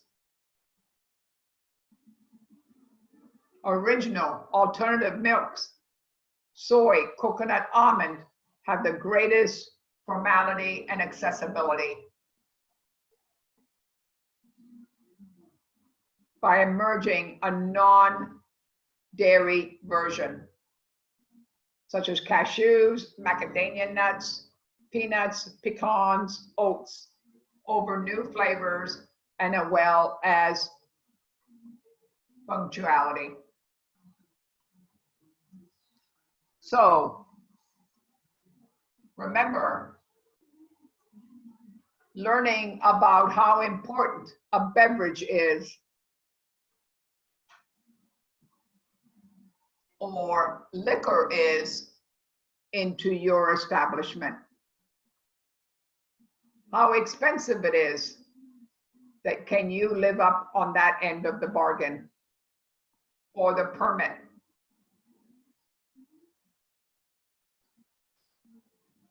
To understand. If I was in catering, I probably would leave it up for them. Water and iced tea would probably, and whatever drink that you would like to do. But leaving it up to one thing, nothing with alcohol. Because then you have to open another can of worms. Roro, do you get it? To understand. You too, Loretta. To include alcohol is another way of interpreting what you need to do. It's a big, important factor of the restaurant life, and the restaurant being.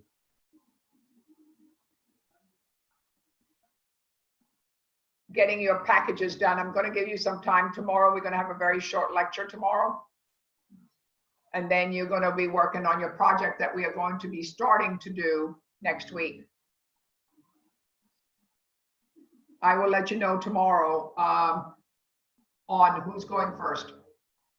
Hopefully that everybody, I hope that everybody in our class, you're going to be given a day that you're going to be doing it. I'm going to be texting it to you on what you're going to be doing and who's going to be doing it and what time.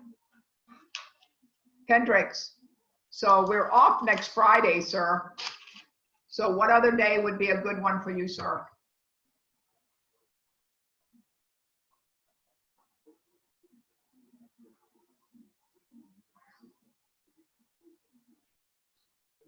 Can you text us? Is your sound not working today?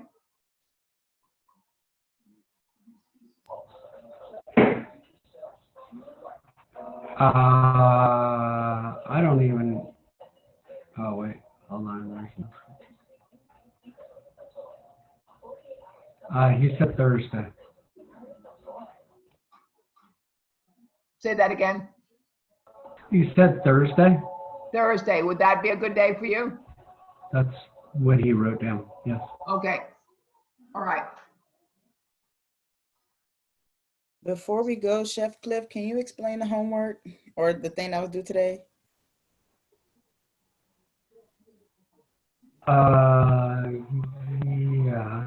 Hold on 1 second. Let me get on to the portal. Okay. Give me 1 second. Let me share my screen. Hold on. My apologies. Hold on. Okay, so I'm sharing my screen now. So if you go down to,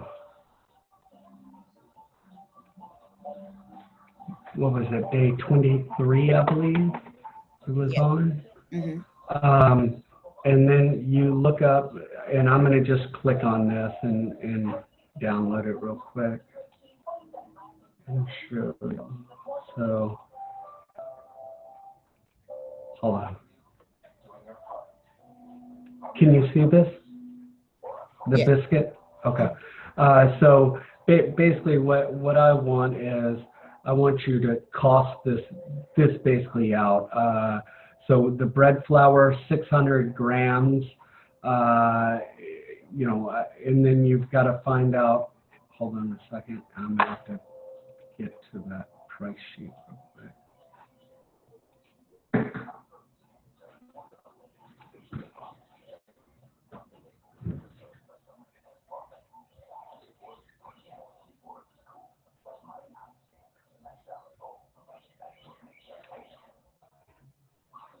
Okay, can y'all see this? The price sheet?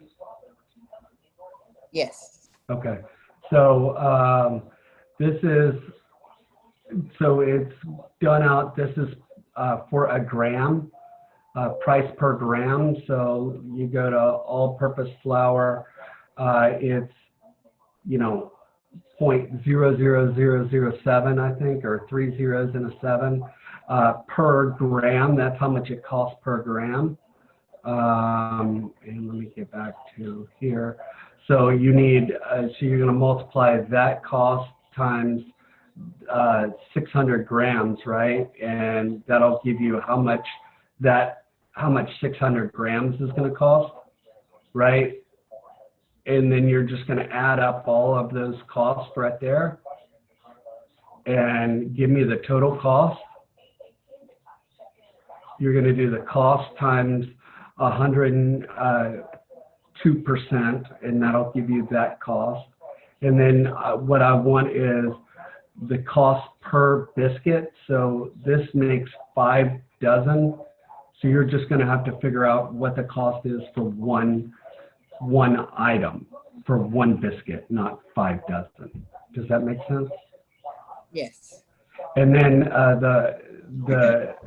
the menu price for one, you don't need to worry about this down at the bottom, that menu price for food cost. I'm okay with that, and I'm okay with you not putting the total weight as well.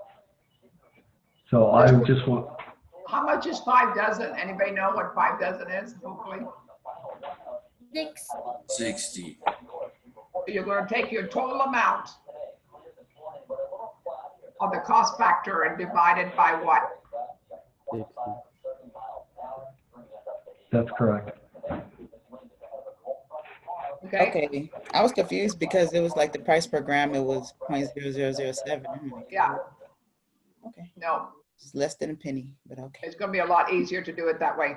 Yeah, and it's cheap, or it's cheap. So the issue is this is just something to make sure, reinforce the whole costing out recipes. That's all it is. It's just reinforcement. And Chef, what is that 102%? What is that for? What is that, the how you have the 18% food cost? What is the 102%? Specifically. Hold on 1 second. So the 100, can y'all hear me? Yeah. Yes. Okay, so the 100, I believe that cost for the 102% is for the,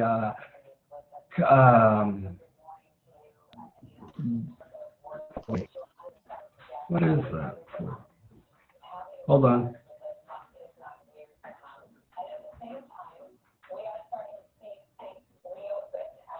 Let me make sure. Actually, you don't need to worry about the 102%. So just do the So- total cost. Go ahead, Chef. So we're talking about, if you're finding out the cost of the bread flour at 600 grams, right?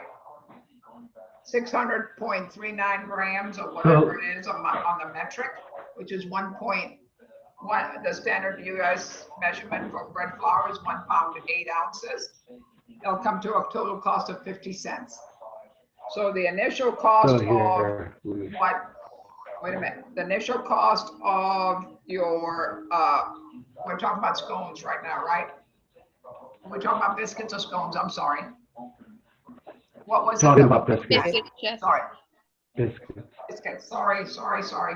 I'll talk to biscuits. Sorry.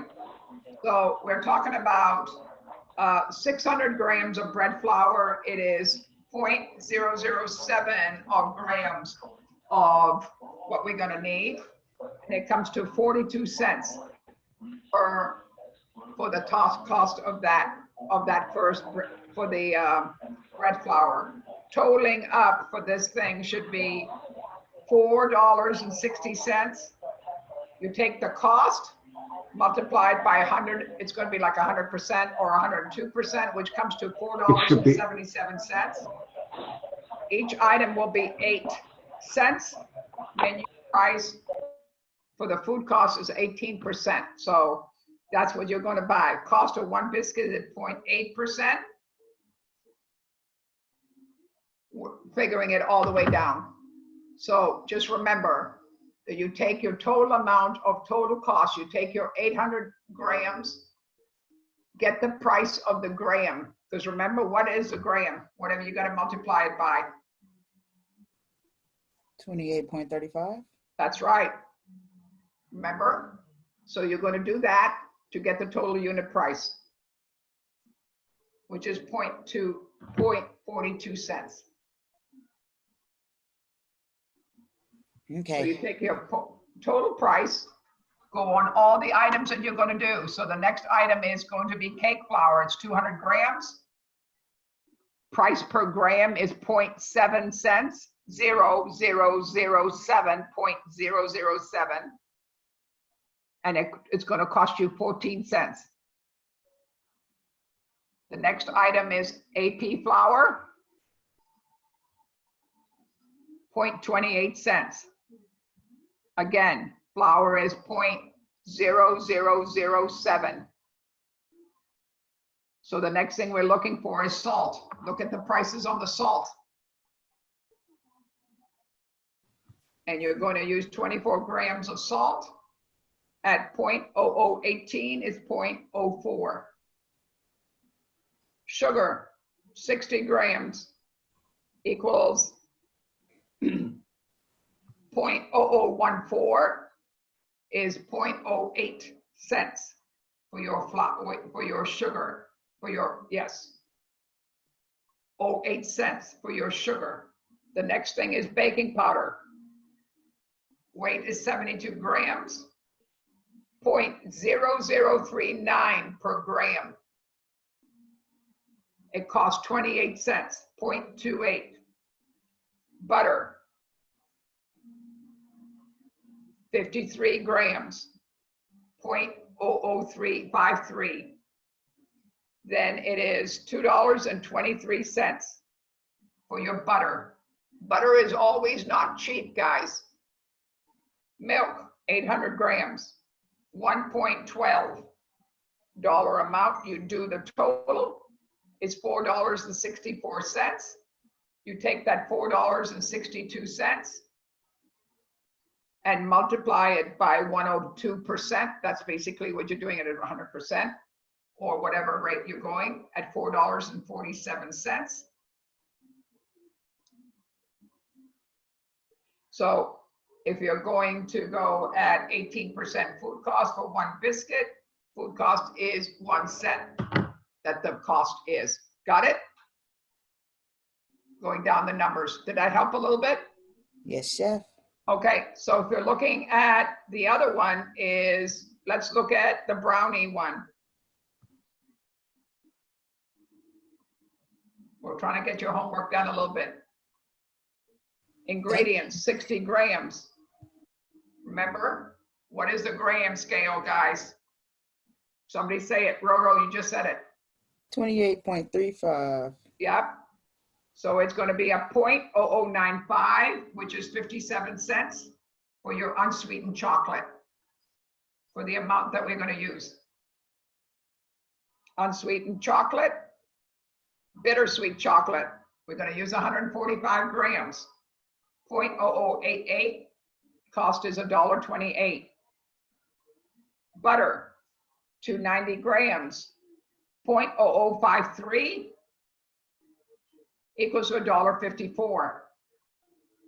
Eggs, 200 grams. 0.0018, 0.36. Sugar, granulated, 260. 0.0014 per cost per gram, 0.36.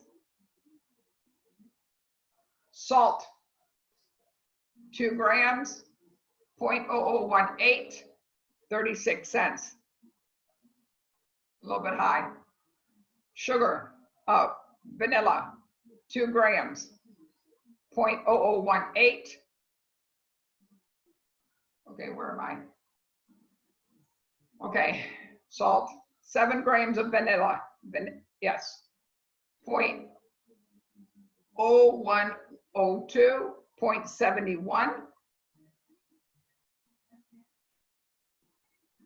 Bread flour, 115 grams, 0.007 equals to 81 cents. Pecans, low costy, 115 grams to 0.0123. Cost factor for nuts, guys, pecans. Even though it's Texas bound, it is costly.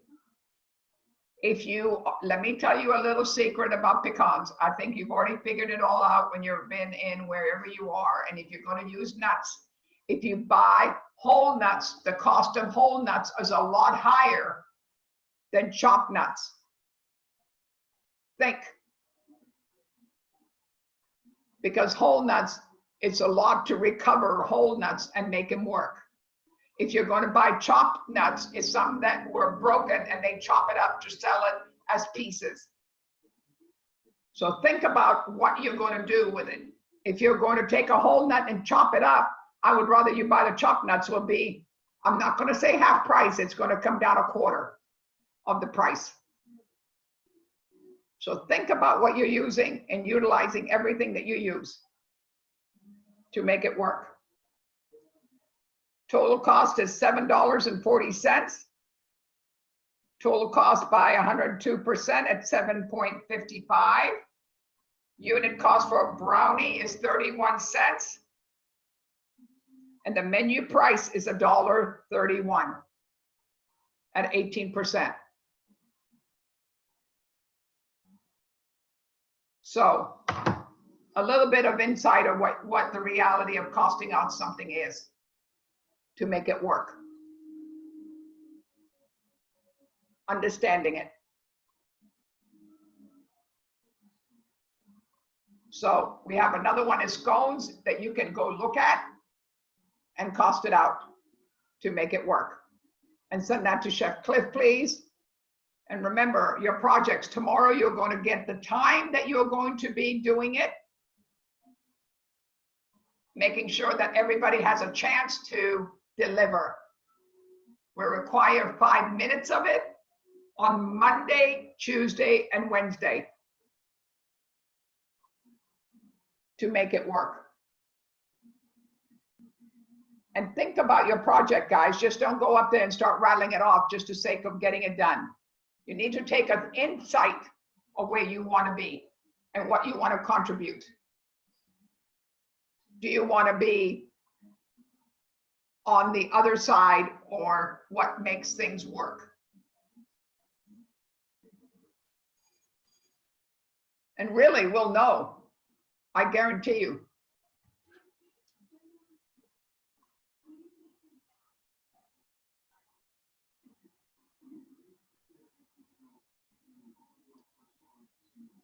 to make it.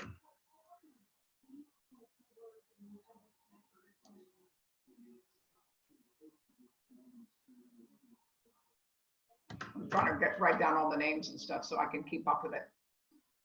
So anybody have any questions on what we have to deliver on Monday? Actually, I have a question about what you just talked about. Sorry. For the costing practice, did you say that for the total cost, it's just the total cost of one thing or the total One cost of thing, one item. one item? Okay. I just forgot what you said. Yeah, don't forget the yield Hmm. before you start doing all of it, because the yield is important for anything that you do. I don't care if it's in culinary, I don't care if it's in pastry, I don't care what it is. The size, the vegetable, overall. Always remember the yield. And a lot of places, a lot of places that you go to work, guys, don't give you the yield. They just give you a recipe to follow and just say, make it. Well, then you need to be aware of how many servings that it's got to be in that thing that you're making to be realistic about the dollar amount that's being spent out. It's just like that bottle of liquor that we talked about today. How many servings are we getting out of that bottle of liquor? And guess what? If you're only getting 3 and you need to get 6, we got a problem. But then again, just remember that the menu might say 2 shots instead of 1, which is the norm. You got to calculate that extra shot for that drink. So you might specifically say, I'm just talking because I don't drink. I really don't. I mean, I talk about that I do, but I don't. But you could say Bloody Mary, 1 shot, 2 shots. You get what I'm saying? And then that has to be in a separate category to make sure you, when you take an inventory, you know it's shot 1 or 2. Or you could have an emphasize after it, or an asterisk for the double shot. So your inventory is correct. Have to really take into consideration what you're doing, because liquor is not cheap. Go try to buy a bottle of brandy or buy a bottle of vodka. It might be cheap vodka. Yes, I get it. But they're different things for different levels of alcohol. Different name brands of what you do. Same thing like beer.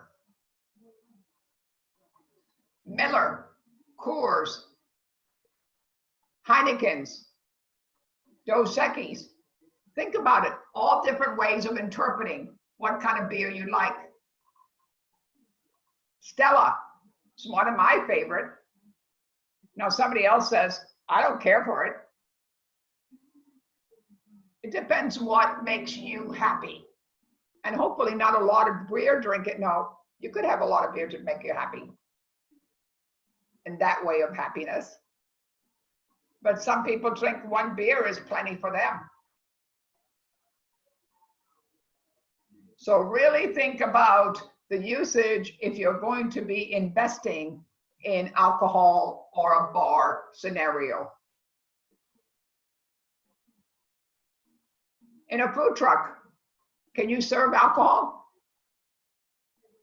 Somebody talk to me. I'm learning a lot. I'm learning a lot with restaurant ops. Can you? Is it, can it be like a full bar? Do you have to get a permit for that whole thing? Or is it, can you sell 1 drink? I don't know. I would assume that a food truck, since it's takeaway, it would be like the laws we have in place now for the COVID-19. It would have to be sealed and separate if it's like a mixed drink, or it would have to be completely sealed as it's sold to you, since it's takeaway. Yeah, but before, was a food truck able to sell beer? I mean, I'm sure they're sold because it was closed. No? I'm not too sure about that. Not either. As soon says while some food trucks do go through the steps to get liquor license, it comes with a lot of complications. It must be consumed there. It says that the food truck serving the alcohol must have an enclosed area in which customers can enjoy their drink, so you can't leave with it.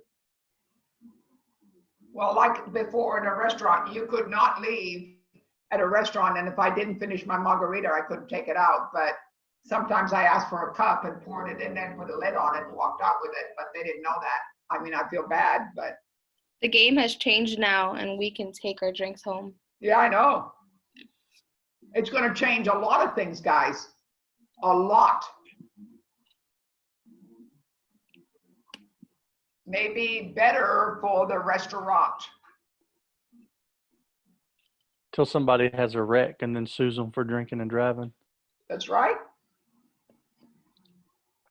Things that you have, because maybe somebody is not like you are, that is considerate and thoughtful on what you do.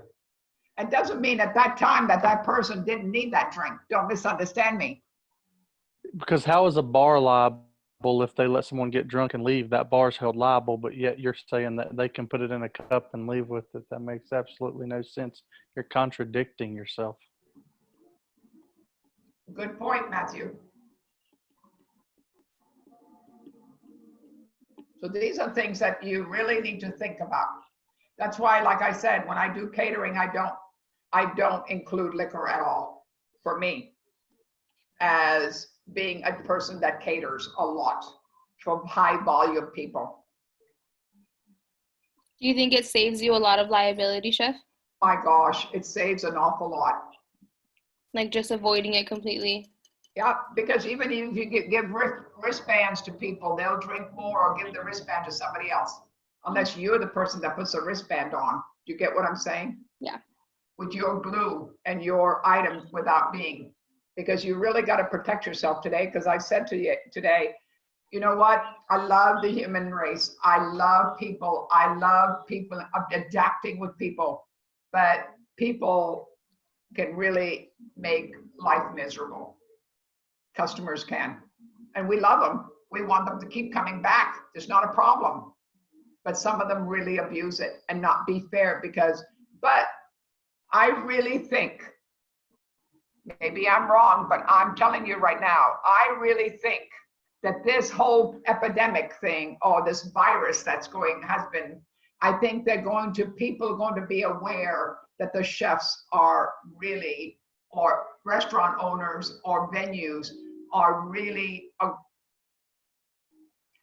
work hard at their job. Do you get what I said? They took it for granted before, but I think they're going to consider us, and a lot of also the doctors and the nurses in the hospitals were taken for granted, and now they're stepping back to pay attention to what they did. I really believe that. People will have more respect for us to see how hard we work to make things work. You get it? So those are the things that we need to take in consideration. Randall, you let me know when that business opens up again. Are you cooking now? No? Randall, you're cooking now? You're taking orders, or you? You hear me? Yeah, I can hear you now. Yeah, I haven't had any recent orders. Nope. Okay. Most like testers I was giving out pretty much. I had a few orders, nothing major. Okay, are you the same menu you sent me? No. I actually shared my menu through the Excel spreadsheet with you and Chef Cliff yesterday. Okay. I hope you got it. And yeah, it's on there. Okay, so that's going to be your menu? Yeah, certain items, not the full 9 that we're doing for the class. Real small things, just like 4 or 5 items right now. Okay, name me some of them. I'm sorry? Name me some of them, just off your head. Okay, vegetable medley, roasted vegetables with infused oil that I make at home. The infused oil is garlic and thyme. And I roast that in the oven, salt, pepper, and oil, and it's pretty good. And also Cubano sandwich, Italian sandwich, spicy chicken sandwich, pretty much like sandwiches. It's Okay. easy. The profit is pretty good. Profit margin is pretty good, which is all broken down on the spreadsheet that you'll see. Okay. And you got your pricing sheet there also? I'm sorry. That's your pricing sheet so we can come pick it up? Yeah, it's all on there. It's all laid out for you. Okay. I'm gonna look at it. All right. You might get a call. Okay. I'll make sure my sons buy something too. I'm a mother, so I'm gonna have to dominate and tell them what they have to do to this one time for me. And to make sure that we keep passing it on, guys. We have to pass it on to make it work. And be respectful of each other. Do you all get it? To understand. Okay, so we are going to understand what we're going to do a short lecture tomorrow. And then we're going to give you some time. I want you to be on so I can see a little bit of what you're doing. We're not going to give you free time. Andre, you better be listening to this. I'm listening, Chef. I'm listening. Better. So you better get all of this stuff done so we can get ready for the projects. And tomorrow you will know who is going to be doing it on Monday, Tuesday, and Wednesday. So, and Thursday. Yes, Chef. And so everybody make sure that 5 minutes is really well impacted. That 5 minutes is explaining to me what you want to be and where you want to go and where you want to grow to. And some of the items that you're going to be choosing to do. Really important. So I really appreciate you coming, and Chef Cliff and I both appreciate you taking the time. We've got 19 right now. We had up to 22. I really am happy about that. I think we had a couple of drops. I think we only had 2 or 3 drops, didn't we, Chef? Yes, we only had a couple. Yeah. So we need to keep tabs. And if you know anybody that haven't been on log, they better get on log if they want to get credit for it, because we're not going to put up with it. We do want to help you and adapt. But we can't make something happen if you weren't there. Do you get what I'm saying? To understand and get credit. You don't get credit when you don't put an effort into it. And that's what I believe. So thank you for coming today. Thank you, Chef Cliff. Thank you, James. I really appreciate it. Hard time waking up this morning? Yeah, it was, we went over and had some dinner last night with some friends. So yeah, it was a long night, hard to get up. Yeah. Did you wear your mask? I'm only kidding. No mask, breaking the rules. Yeah, I know. But anyway, thank you. Thank you, Matthew. You always has a smile on your face. Thank you, Marcus. Thank you for always being there. Thank you, Loretta. Thank you, Dahlia. I appreciate it so much. I love your backdrop, by the way. Thank you, Chef. Thank you, Jose. Love it. Thank you, Robert. Impressive. Thank you, Kimberly. I'm glad you're here. Thank you, Randall. Thank you, Ivan. Thank you, Anthony.